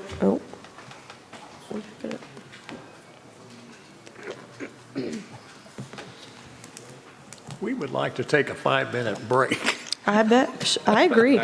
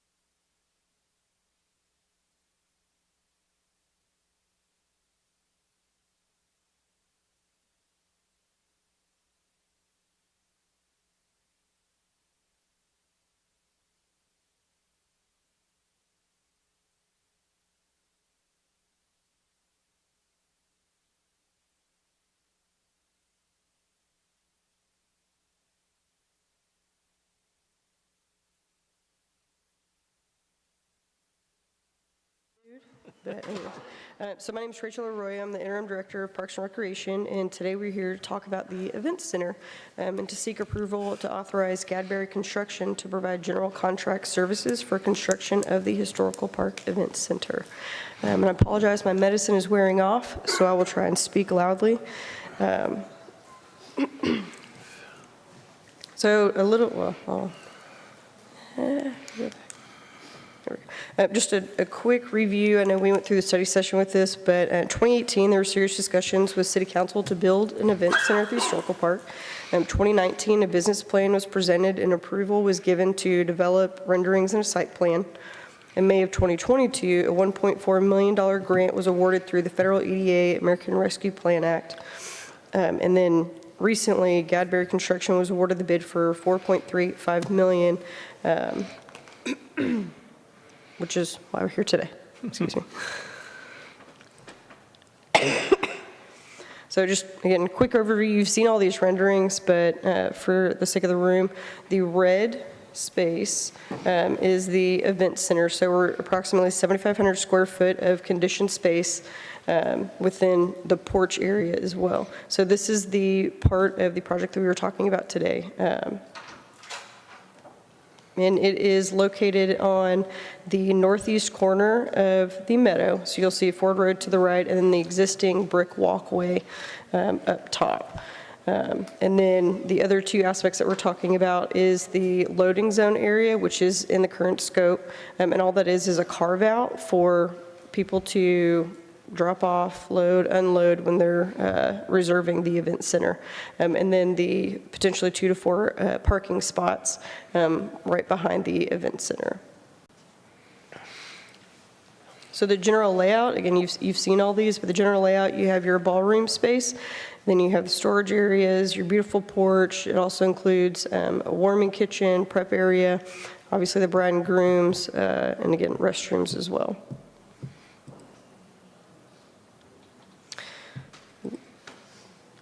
So the renderings include, this is a general view overlooking with the two different combination of wood, and you have approximately 200 guests that can fit in your circle setting, infinitely more if you have it in a row, excuse me. So then that brings us to the actual contract. So the project cost, Gadberry Construction, is $4.385 million, with the additional expenses that we discussed earlier for $965, which includes our FF&E, contingency funds, parking modifications, which are those 2 to 4 ADA parking spots, and then the total project cost for $5.35 million. So the current funding we have is $2.4 million, which is 1.2 from the general fund, and then $1.2 million from the hotel occupancy tax fund, and then the $1.4 million, the EDA grant that we were awarded. So the additional funding that we're requesting today is $1.55 million.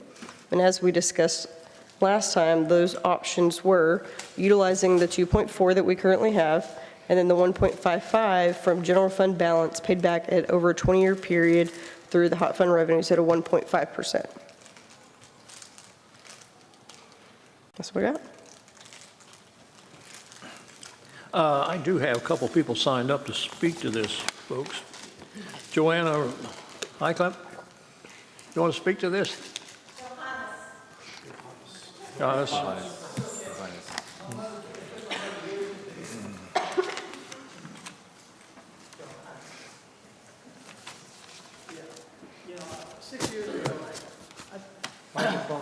Oh, yes, 2581 Brandywine Drive, Johannes Hilkema. Okay.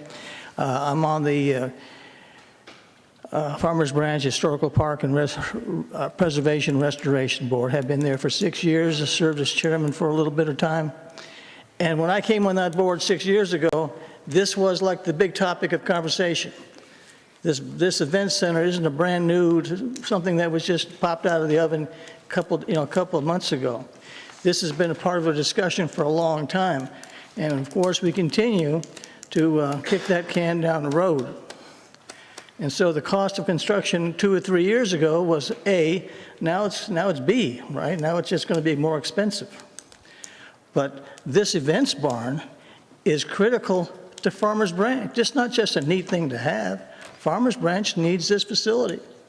If Farmers Branch is going to be a destination, if Farmers Branch is going to advertise itself where you can have a big party and a big wedding and a big event, then this events barn is necessary. Will it make money? The business plan says it does.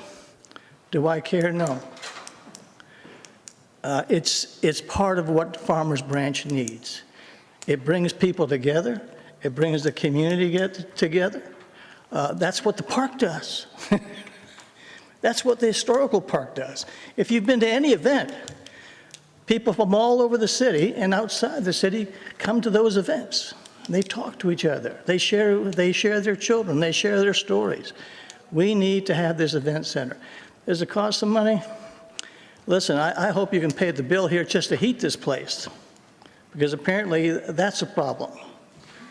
So, because it's cold in here. My nose is cold. My fingers are cold.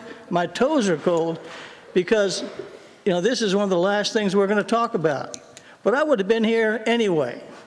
As the good mayor said, I think it's one thing to have 150 people here at the beginning of the business, but it's sad that it's only 5 people by the end of the evening, because all of this, it affects the city, all the decisions you make. And you guys, you and ladies, do a great job. But we need this barn. I think it'd be a great asset. Now, you can kick it down the road another year or so, but I'm afraid that at that point, it'll be permanently delayed. I don't have that much faith that you're going to build this thing 2 years from now. So come visit the barn, come visit the park. It's a great place to spend an afternoon. It's a great place to have a picnic. It's got more places to hide where you can just be with your date. It's just a great place. I need just one more minute, Mr. Mayor. It's just a great place to be, and this barn, this event center, will just make it that much more beautiful. You know, and some of you might even want to have daughters or granddaughters that would like to have that place for their wedding, where you can have a couple hundred people. So anyway, thank you very much. Thank you. I had Andy Oliva. Andy left. He asked you to speak. James, is that what you're telling me?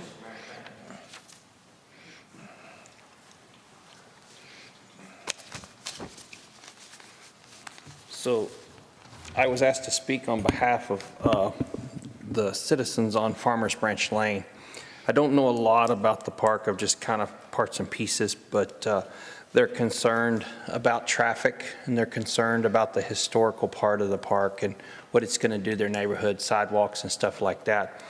Guys, honestly, truly talking to the people on Farmers Branch Lane, I'll be honest with you, I think whoever their district council member is should probably go to these people and put to rest the concerns that they have. And I don't know if anybody has done that, but I think it's a real simple solution after listening to the presentation today. But I do think that the people on Farmers Branch Lane do deserve their city council member to go by and try to resolve a list of questions they have about the project, about the road, about the traffic control.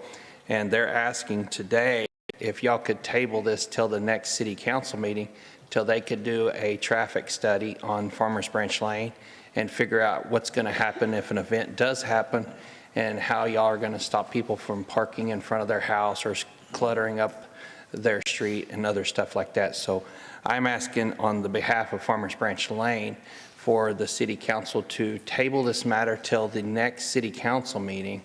And in that short amount of time, all the city council member for that district, or all city council members, go by and talk to the residents at Farmers Branch Lane and put their minds at rest, because they've really got some serious questions and would like to have some answers on that, as you know, before y'all make a final decision. So, and that's all I really got, and I appreciate y'all's time.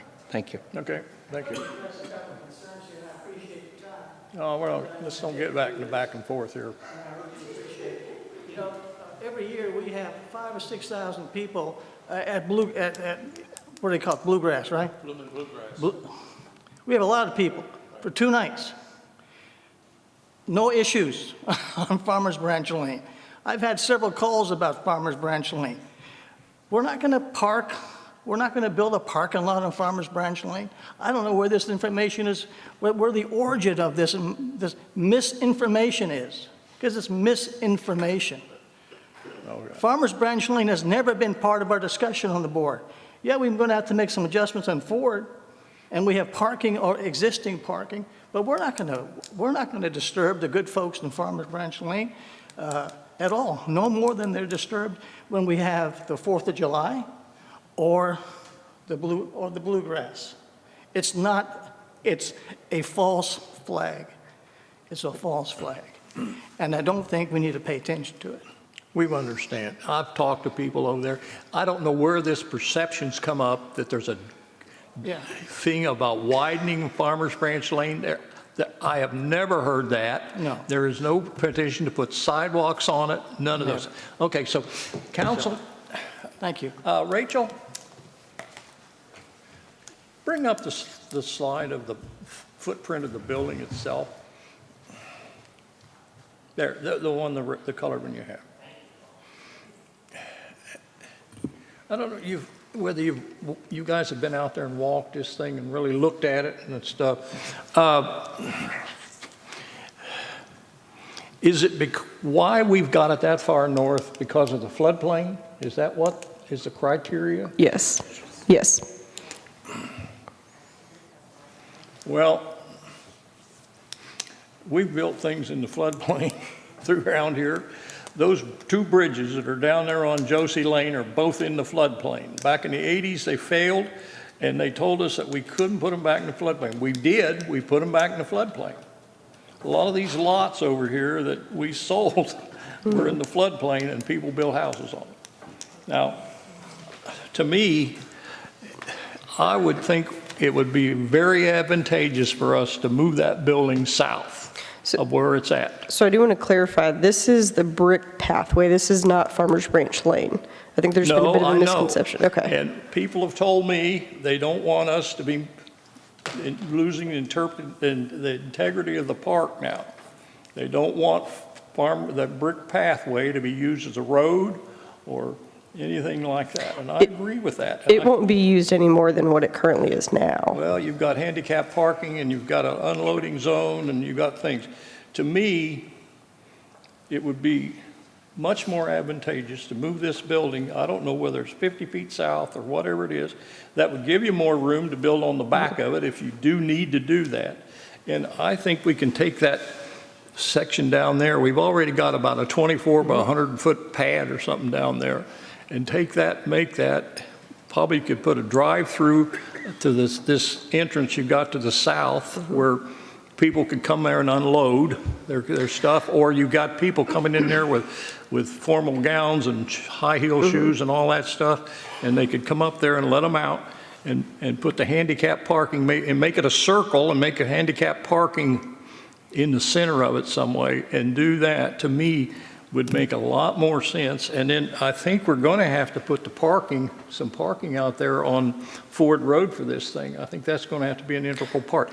Is the bid for the flat work as well as the building itself now? So the bid is for the entire scope of the project. So let me clarify a couple items.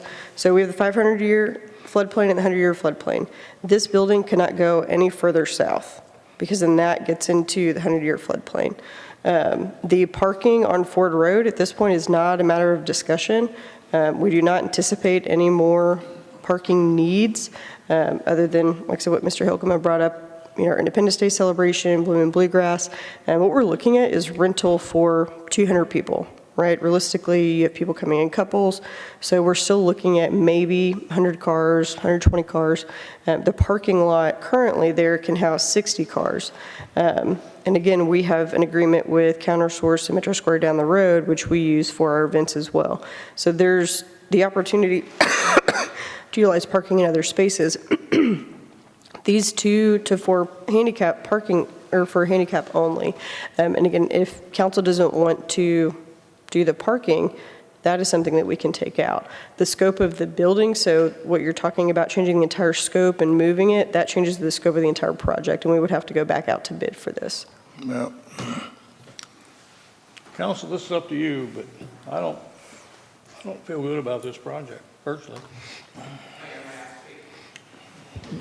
Mayor, I do have some comments. I'm inclined to support moving forward with the building. I've got some reservations around the parking, because as Rachel mentioned, we can currently handle 60 cars in a parking lot that's already there.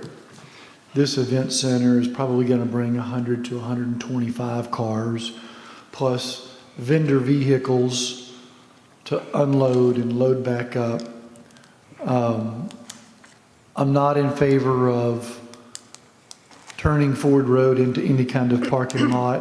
I think there are some other plans and ideas, but as I expressed to Ben and Mike last week, we need to come to terms with some kind of a master plan for the historical park, because at this point, I begin to feel like it's a little bit of a piecemeal project.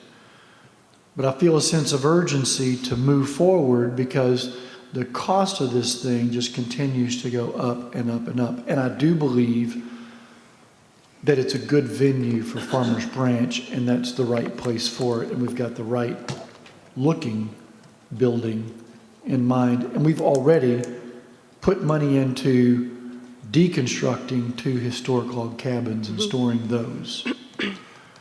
But I do have concerns about the parking, and we've got to do something about a parking plan here. I feel like this consideration is incomplete without it. The other comment that I'd like to make is that the brick road that's there now, and there was some concerns that have been voiced to me, is that if we have traffic on that road, now we're going to damage the road. That road was originally designed as a fire lane. It's designed to handle 50 and 80,000 pound fire trucks. So I don't have a concern with the structural integrity of that brick road and its use, for vehicle traffic. I don't believe we anticipate any more traffic in the park than what we have today with our events and mega events like the Bluegrass Festival.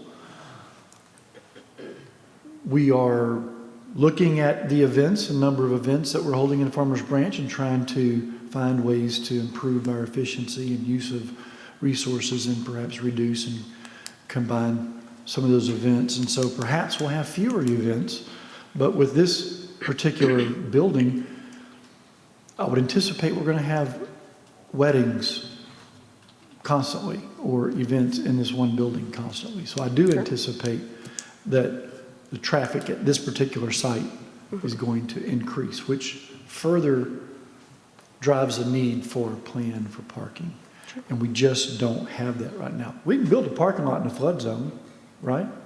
What? We can build a parking lot in a floodplain, right? I mean, that, to me, seems like we could do that, but we have a limited amount of space.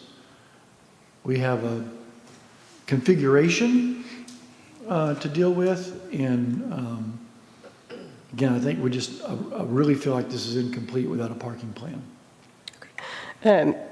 So you did mention, right, additional parking. We can use the northwest side of the meadow where the fireworks are shot off for additional parking. We don't necessarily have to build a parking lot, but that is an option. And again, like I said earlier, we have that agreement with CounterSource down the street. I've been to several weddings where I park and I have to walk, or they're shuttled or I have to walk. That's not unheard of. To say that it hasn't been considered, it has been. That's why we have the option and the initial thoughts of Ford Road modification. But again, this is where we're looking at utilizing the success of phase 1, right? Seeing where that revenue is coming in, what rentals are coming through, and driving the need, the desire for phase 2 and or parking. So it has been discussed, it has been thought of. The plan is to see that go forward. Anybody else? Yes, a few points. Number one, as Mr. Hilkema brought up, this has been researched, discussed, et cetera, for several years. And so, number one, I'm not in favor of tabling it. I think we need to move ahead with this project. And number two, to the issue of parking, it's been a big concern of mine as well.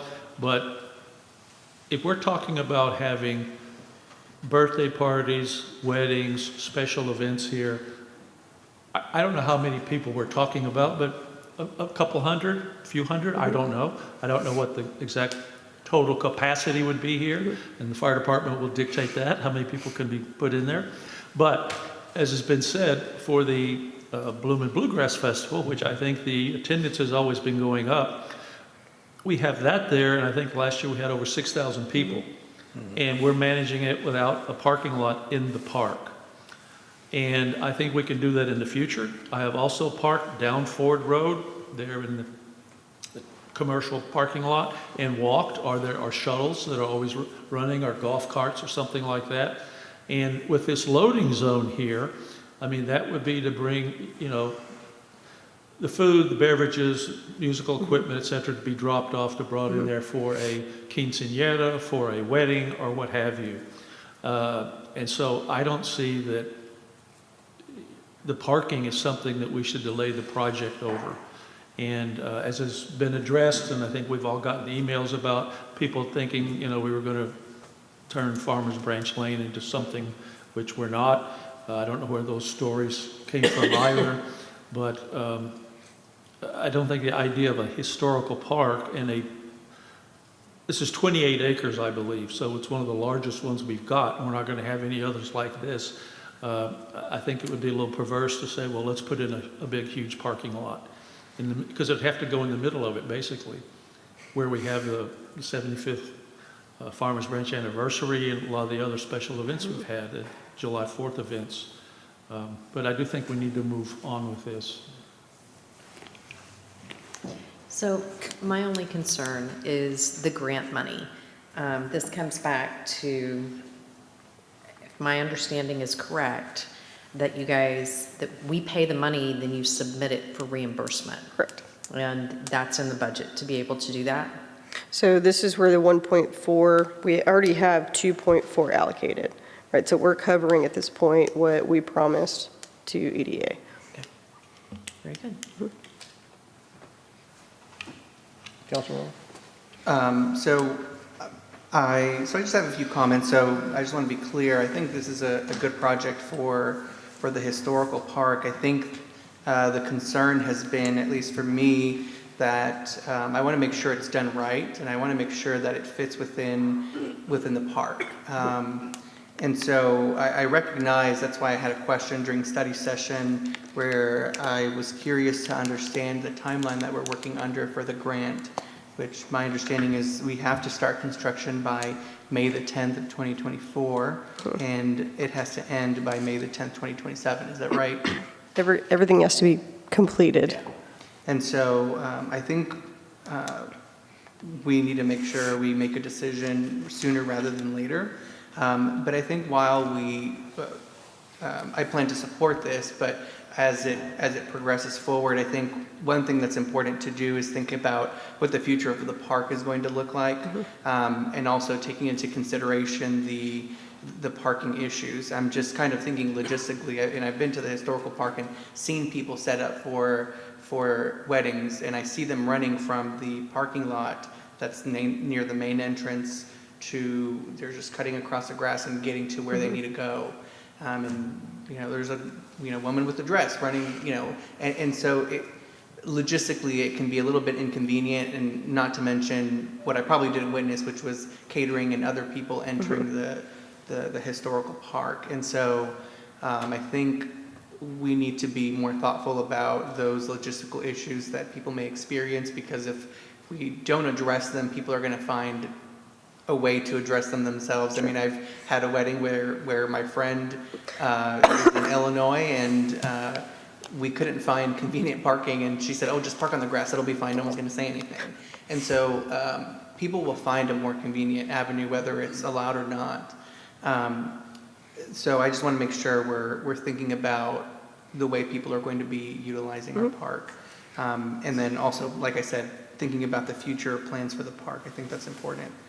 I think we need a better graphic. So I think once this gets approved and we move forward and we have much more detailed plans, I think we need a plan that kind of shows graphically where it's going to reside in the vicinity of the park, and also showing not only Ford Road, but also Farmers Branch Lane, so that, immediately if you're looking at this very quickly and you have Ford Road, but you don't have Farmers Branch Lane, and you're not reading carefully enough, you can maybe interpret existing brick walkway as it being Farmers Branch Lane. And then also, one question I do have is, if parking ever became a problem on Farmers Branch Lane, what recourse do residents have to have those vehicles removed? So at this point, parking isn't allowed on Farmers Branch Lane. It's a single lane road, but that's where we're able to cite them. Whether we call PD, we have that opportunity. Okay, so the police would be able to address those concerns? Okay. And then I think, and then that's it. That's all I have. Thank you. That's all your question? Nathan? Sure. Rachel, thanks.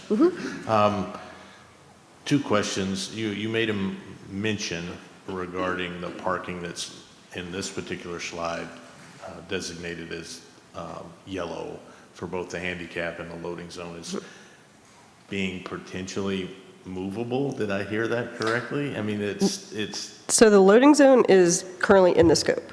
That part is not movable. The 2 to 4 handicap parking, that is where that $200,000, when I was talking about the 965 FF&E contingency, the $200,000 parking modification is to put 2, most likely 3 handicap spots there. So If council does not wish to do that, we do not have to do that. okay. So let's break this down in 2 parts. Sure. So the loading zone, if I understand correctly, is on the Brick Parkway as it sits now, or it's just south? It's a cove out. So it's similar to where our police chief parks the police. What do we call that, chief? What is? Thank you. It had a bigger name than the police trailer, the mobile storage. So we know that we place vehicles, including that vehicle there, on a regular basis. We've all seen that. So that, we understand that. One of the things that I see, and probably getting a little too much into the details here, is that if we got into phase 2, the access to the serving facilities is going to change. And so I'm looking at this with a little bit of an architect's eye, saying would it make more sense to put both the handicap parking along the west side of this particular structure, and we do not impact the Brick Parkway at all, because that would allow entry from the west side of this building, and then still allow for the future use of phase 2. So what I will tell you, the 2 parking spots right there is still not impacting the brick path.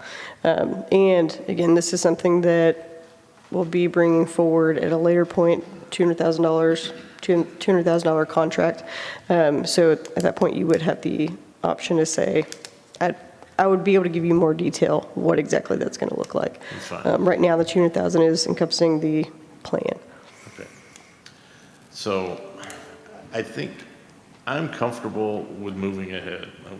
Kicking the can down the road is not going to do us any favors with dollar amounts. We agreed, I believe we agreed in the last session to fund these dollars, as you showed on the slide, out of the hotel motel. So we're going to borrow now, pay back later with the hotel occupancy tax. I think that's the way that we want to get this funded. So all 3 of those general funds, et cetera, blends together to make this happen. Correct. I think we just have, and we've heard other council members state, having a bit of a master plan on the park is super important. And then the mayor and I had a conversation, and it's been mentioned here already this evening, that we paid to disassemble those log structures that we had. I made the mistake in a conversation with the mayor that was a disassemble, reassemble contract, and I've been corrected that it was only a disassemble. So we still have in the dollars needed going forward to reassemble those when we have a master plan. So I think total transparency here is super important. Sure. And so I'm fine with that. I will probably spend that money later on from the hotel motel tax to rebuild those. But we need to make a decision now, and we need to calm these concerns about where the parking is going to be. Help me understand the pad that is used, and we use it for the entry just south of this. Could that be used for handicap parking with the construct? We have a gate down there that we allow the blooming bluegrass, for example. We park the motor coaches. We have the hospitality tent, but you have parking there. Sure. So what you're talking about is that south entrance, right, where there's the long path. Correct. And why we couldn't put parking there. I was not privy to the initial conversations and honestly why it was put up top, other than that was locally as people are driving through. We know we're going to have those who need quick access if they're able to come in through, because there's two entrances on this corner here and then the front facing the meadow. Right. So if we have the parking over on the far left, they're walking this way where they may need that path to walk up. There may be ADA issues that Correct. I'm not, familiar with, obviously, as well. Sure. So again, I think there are some ways to perhaps massage this. To my peer, Mr. Jackson, having a parking plan is really important, but this idea from a loading zone and these 2 to 4 handicap is complicating the matters here. Sure. And we need to cut to the chase and figure out that those are capable of being moved around. So the loading zone is it's currently part of the scope. And all that really is just a carve out from the brick path for people to drive, come in, unload, and push out. The 2 to 4 parking spots at this point is not part of the current scope. That is part of those additional fees that we were looking to achieve the 965. Right. So FF&E, 400 contingencies, so on and so forth. So there is still room for flexibility for that. What I cannot guarantee is the exact locations. That was the location that was determined by Pacheco as the best when we could get 2 to 4. But I can look into that more, yes. Fair enough. And so, as I said, there were 2 parts. So that was part 1. Part 2 is how do we currently address loading and unloading in the park for the current events? We've already talked about the mobile storefront. We opened that up. But for the most part, that traffic is there in advance of the event.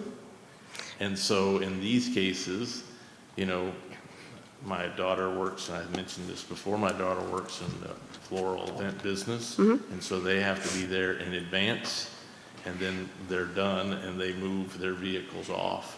So how do we do this now versus how would we do this in the future? And if there's no difference, there's no difference. And I think that's the point that I'm trying to get to. There is no difference. So right now you have cars that come through.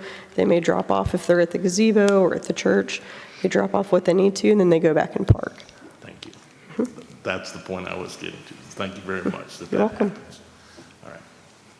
Mayor, I have nothing else. I have another question. Okay. Change orders. How many do we have? We can go up to 25%. I have a quick question as well. What's that? I have a quick question as well. When we talk about vehicles entering the historical park, are they going to be driving from the Farmers Branch Lane entrance through the brick path and coming out? No, so realistically what happens is, right, they come into the parking lot, and depending on which area they're reserving, they may drive along the side, drop off what they need to, and they can turn around and go back to the parking lot. Because if they go through Ford Road, which is a possibility if we don't have those gates, right? Because normally we have the gates from the parking lot closed through, so we don't just have traffic going through back and forth. If we know that we have a rental coming in, then they'll open those gates and allow them to go through. Okay, so there's going to be a staff member that's going to be controlling access, it sounds like? That's what they do now. Okay. So if they know that there's a rental coming through, so generally they keep those gates closed too, so that way cars aren't just going through, but they know when they have rentals. So they make sure that it's opened up. They know who's coming in and when, so on. Okay, thank you. Well, did you have something else you wanted to say? Okay. I personally am just not comfortable with having them to use any of that brickway in any way. We have a very good entrance to it at the south side of the, down there where the pad's at. And certainly they can walk from, if they have a wedding, they can walk from the chapel and use the trail and walk into the building, and that's all fine and good. And if they want to park over there, they can do that too. But I just think we're opening the door up here where we start letting them do things. Most caterers come in, you know, and I worked down at the Frontiers of Fight Museum, a volunteer quite a while, and we did a lot of events down there, and that stuff comes in on a truck. We had carts, they put it on, they wheel it into the prep rooms and serve it that way. They could do that from the other door or something like that. I don't think there would be necessity for them to bring it up that brick walk and to get into the building. And I don't know, how many handicap spots are we required for this bid? So this is where part of that conversation comes in between, because the only ADA or only handicap parking spots are in that far parking lot.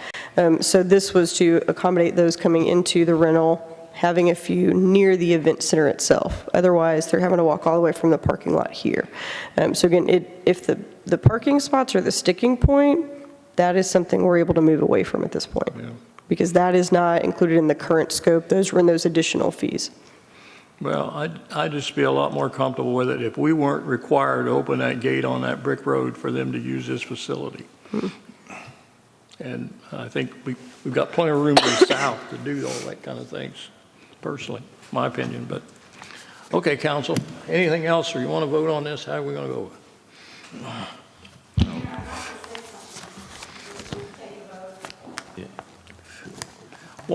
Tommy,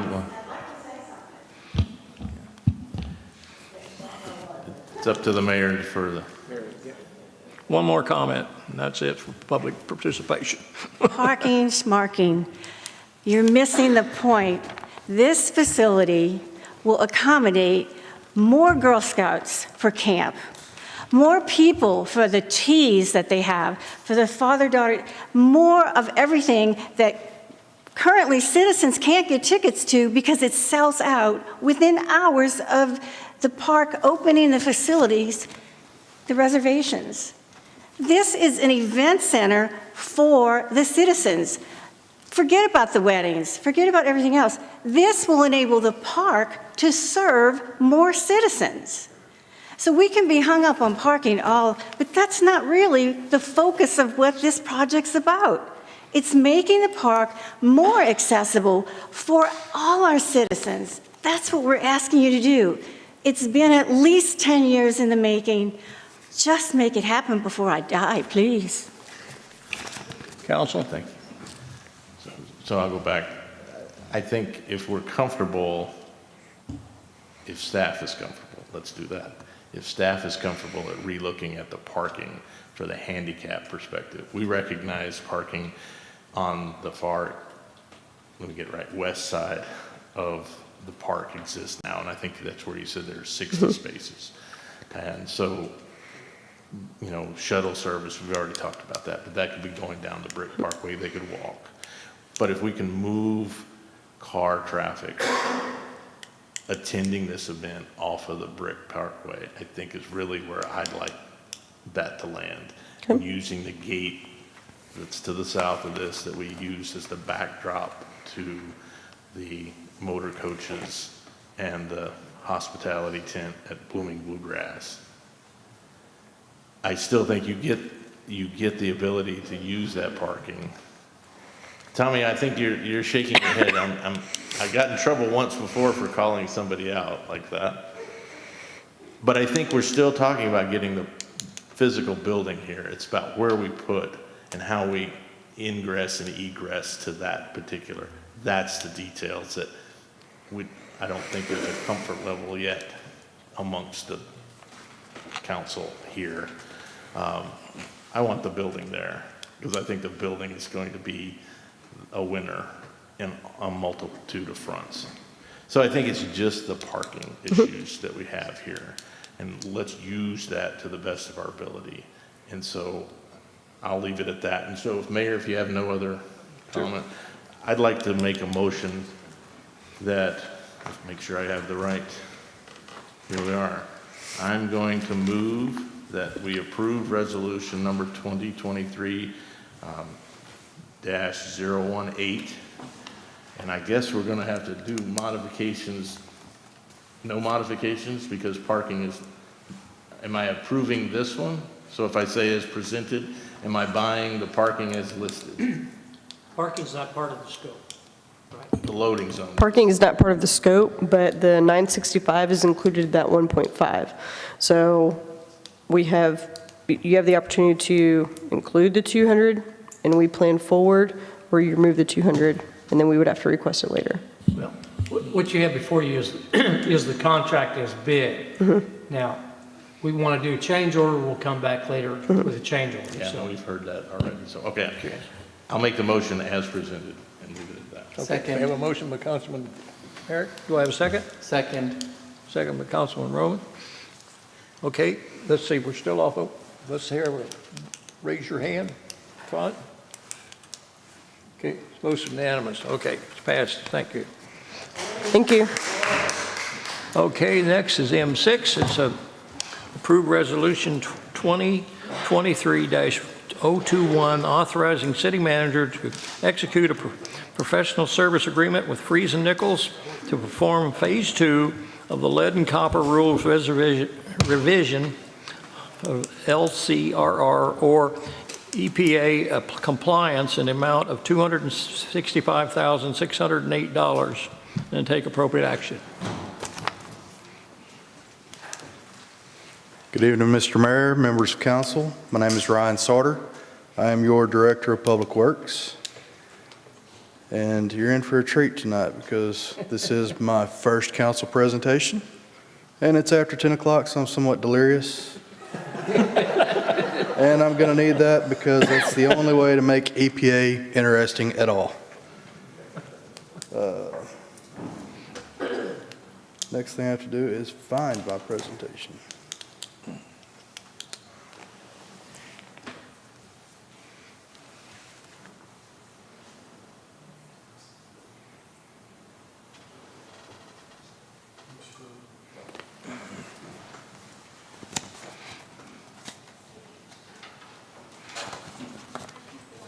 Okay.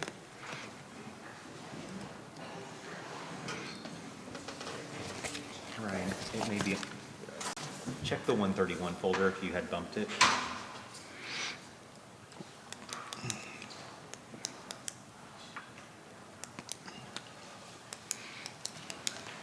Put it in Shane's got you. Podium PC. Yeah, that's what I put it in, was Podium PC.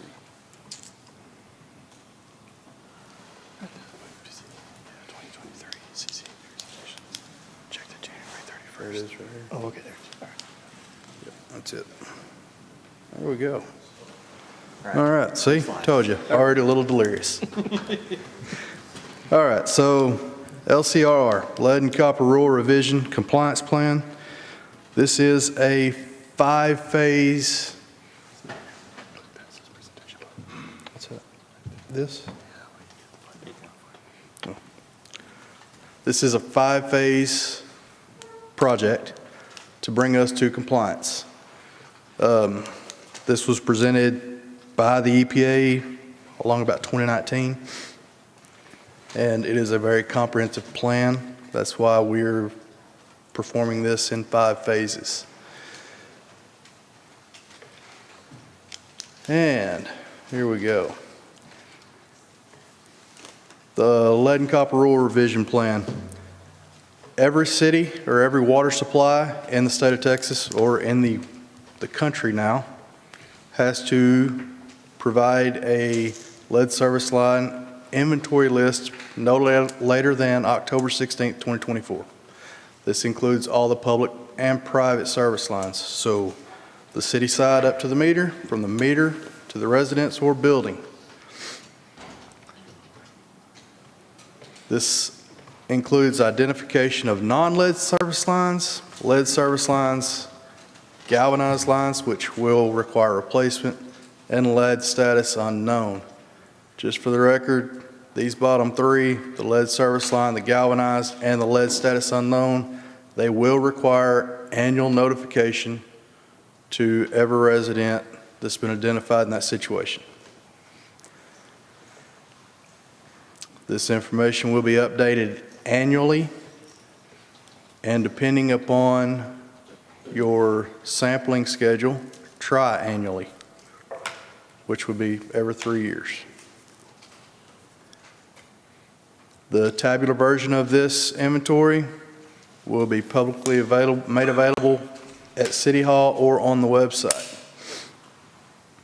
And as I said down here in the bottom, all the bottom 3 right here will have to be communicated annually with annual notifications.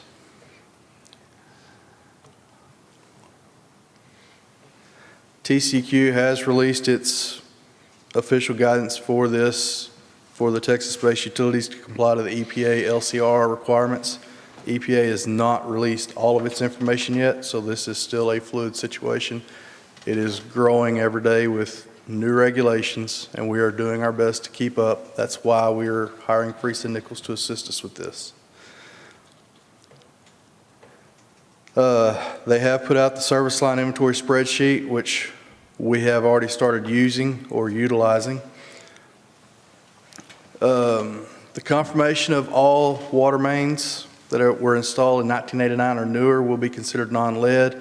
So any of our newer development, we will be able to X out of this list immediately. That helps somewhat. Unfortunately, the rest of our city is very old and it falls in the pre-89 era. Water meter box inspections are a valid service line material verification option. This is where we get into the fun stuff. Service line material investigation pilot, as part of this, we will be performing 5% of the locations, performing inspections. It'll be hired out through a contractor. Friesen Nichols will develop the Esri Field Map Collections app to document the findings of the field. They will develop a web map to track status of field investigation efforts. They will also oversee the subcontractor to perform the field investigation of the service lines on the public and private side at all the meter locations that are selected. And they will update the service line inventory based on their findings. The assumptions are that the field investigation will consist of visual inspection, scratch, magnet, lead swab of the public and private portions of the service line within the meter box, perform field investigations of 426 or 5% of the service lines, that is public and private side, and the planning level cost is roughly $110 per meter box or location. That is a cost that Friesen Nichols was given by contractors. So moving forward at this time, that is what we would expect to pay for this service to be performed. And now, any questions? Told you it was exciting. Let me see if I can put this in perspective. Back in the 80s, 86 or something like that, the government decided that lead was bad for human consumption, especially for prenatal and birth defects and things like that. And then they started working through the process, and the trouble with all these kind of programs, you can't get ahead of the program. You really got to wait till the government tells you exactly what it is you do. If you do something and they don't prove it, so I mean, it's kind of thing we kind of have to follow by their guidelines and what we do. But and so we're going to have to, some point in time, all copper pipe that had lead in it, which lead was put in there to help the soldering process back before this 86 time when they made them quit putting lead in the gas. So we're gonna have to replace the things that we have that were put in prior to 86 that have old copper would have lead in it. But this will only stop at the meter. Then if you have a home that was built before 1985 or 86, you'll probably have copper in your house, and that becomes your problem if you want to decide to do something about it. So That's correct. Is that kind of in the context of what it is? Yes, more or less. You can get really deep into the weeds with this because there's been a lot of information that EPA has tried to force on cities and municipalities, but they've received quite a bit of pushback from it, so they're starting to step back off of that right now and offer some alternatives, and they still have not come up with a very comprehensive way to deal with those arguments. So we're kind of still waiting on that side of it as far as the private side goes. But essentially, yes, we as a city are responsible up to the meter at this point. We will test on the private side of the meter for our LSL, our lead service line inventory list.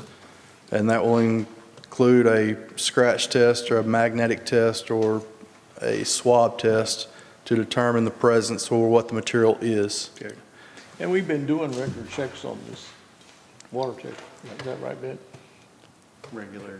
Yeah, on the lead in the water. We have a reduced sampling right now every 3 years. It's the lead and copper sampling.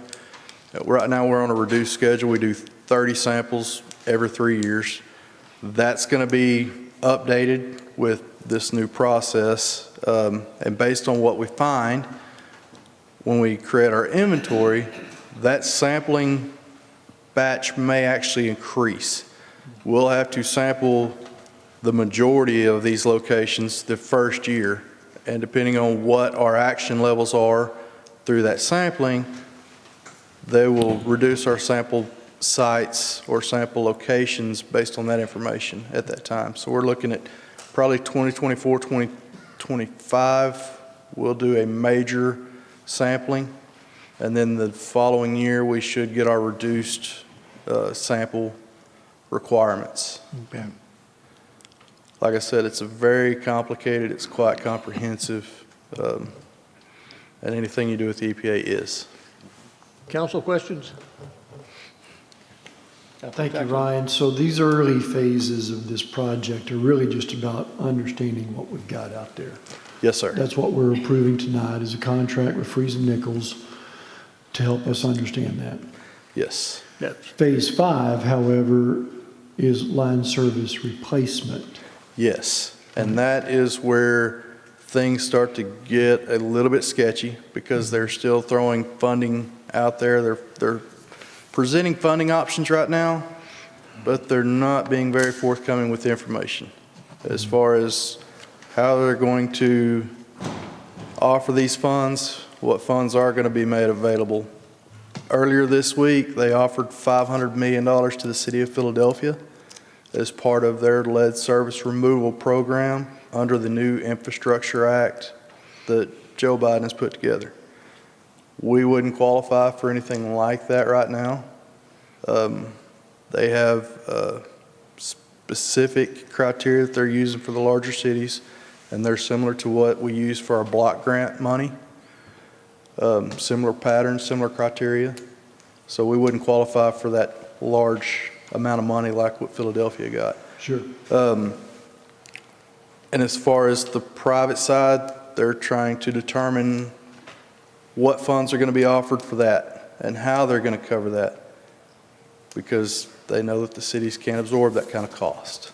Nor can the homeowners. in Nor large can the part. homeowners. Right. So they are developing grants and loans and trying to facilitate other financial means to facilitate these replacements. And hopefully, when we get closer to this October 16, 2024, we have some more definitive answers on how that's going to be achieved. Right. Okay. Thank you. Yes. Any other questions? Question, Merritt?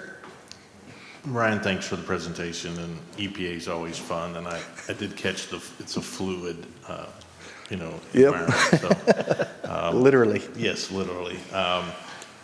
Help me understand, I get the purpose.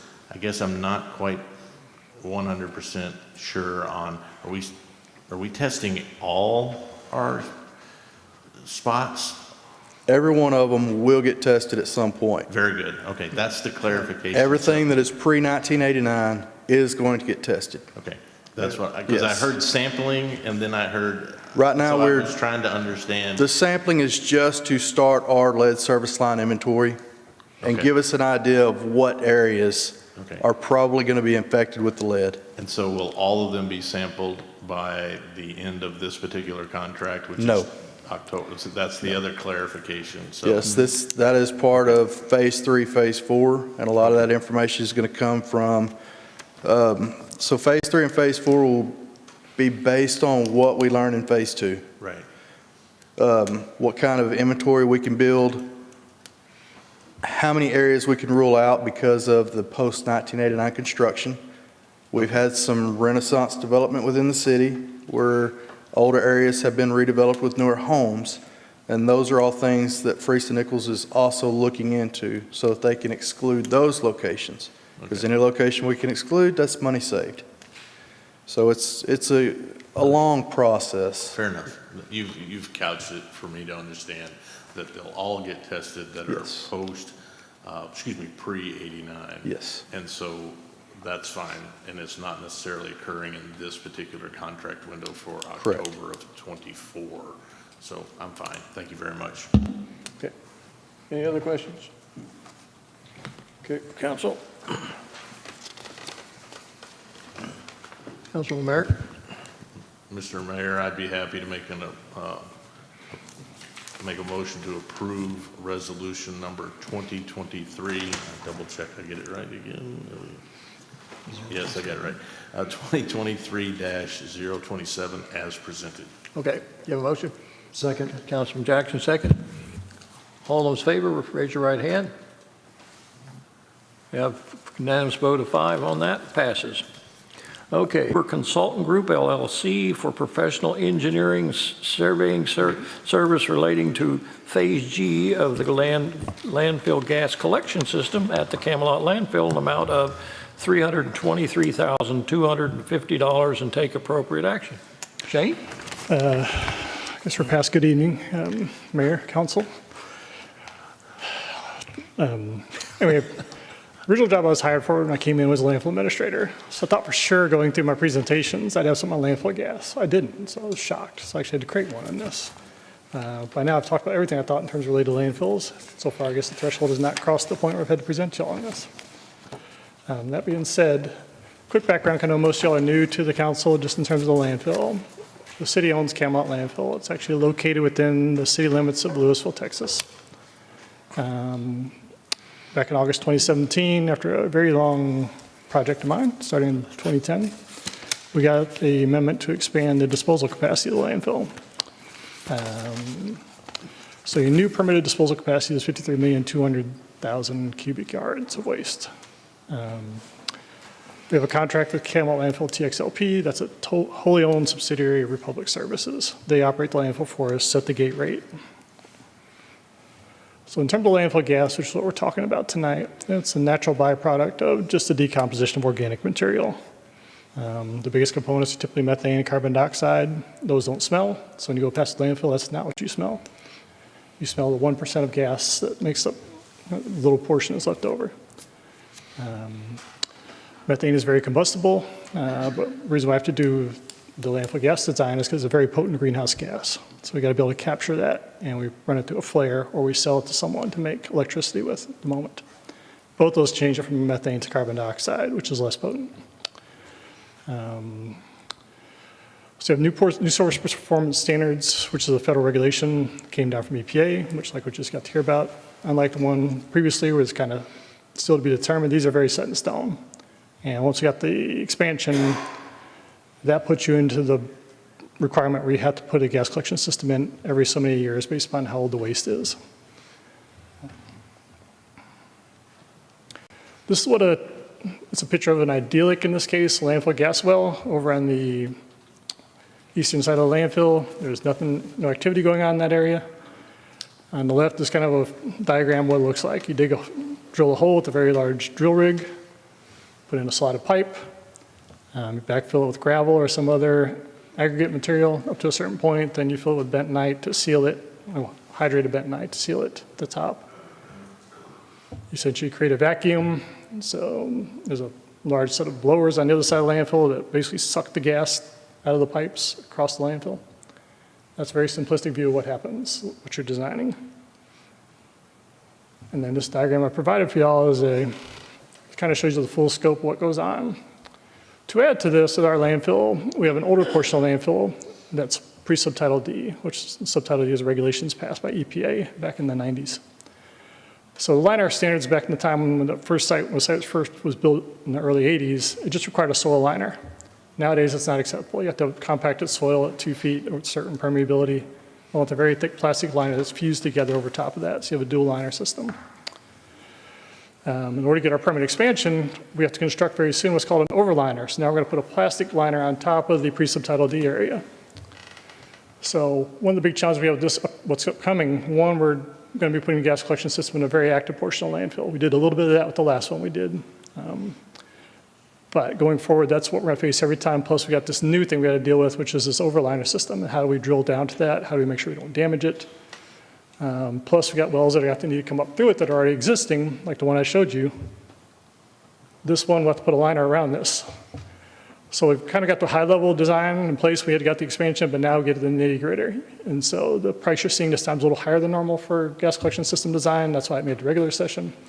So we're going to get to hammer out some of these things we're going to have to look at going forward and ongoing. Plus, being NSPS now, there's other requirements that dictate some other nuances we have to do as well, which add to the design cost.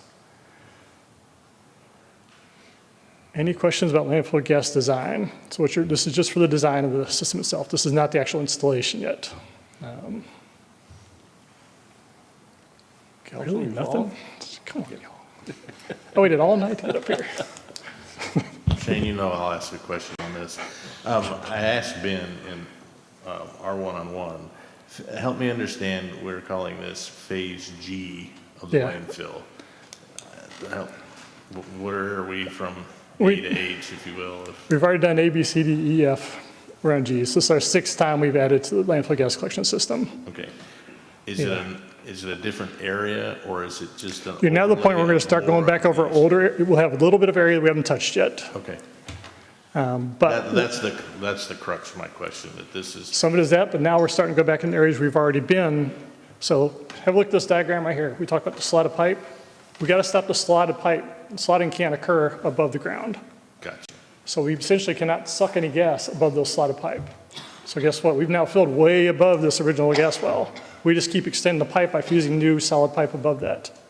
We got to be able to pull gas from that new buried waste. So some areas we've already buried, we got to put new wells in. Some, just a couple locations or a few where we have not reached yet.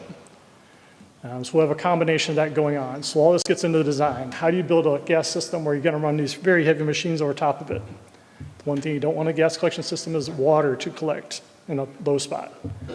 You just cannot suck the water through the line. So that gradation is critical when you get to this point. And how can we design something that isn't totally cost prohibitive, but still holds up for all the operations that go on around this? Anyway, the fun part really starts now. Thank you for the education. I appreciate it. You're welcome.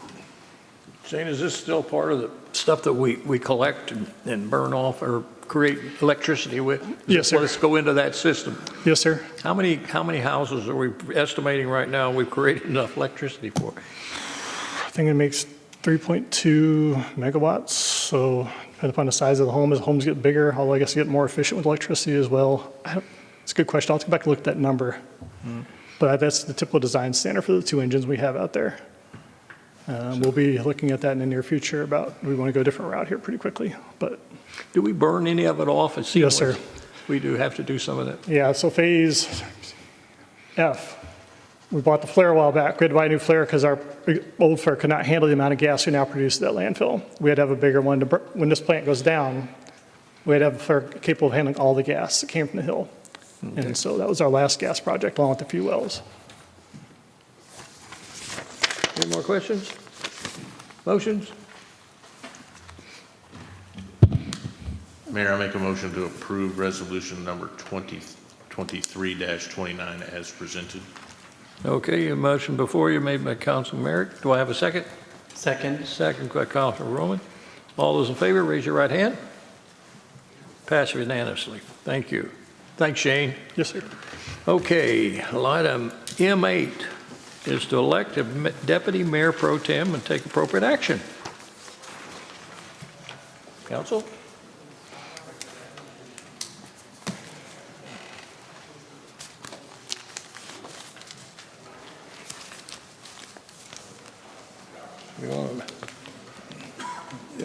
Okay, Mayor, I guess I'll speak up. I would like to be considered for the deputy mayor pro tem Who was that? position. I would. You would. I would. Okay. I would. Okay, motion before you. Make a motion, please. Can I make that motion myself? Yes, you Okay, I'd like to make a motion that I be appointed as deputy mayor pro tem. Okay, you have a motion before you? Second. Second, Councilman Roman. All those in favor, raise your right hand. Vote is unanimous. Okay, thank you. And ladies and gentlemen, that concludes our agenda for this evening. Good meeting, sir, good meeting. I thank you all for your participation. And you're not done there. What do I got? Sign, I sign, got to sign. sign stuff. Okay, time is 10:48. Good job, everyone.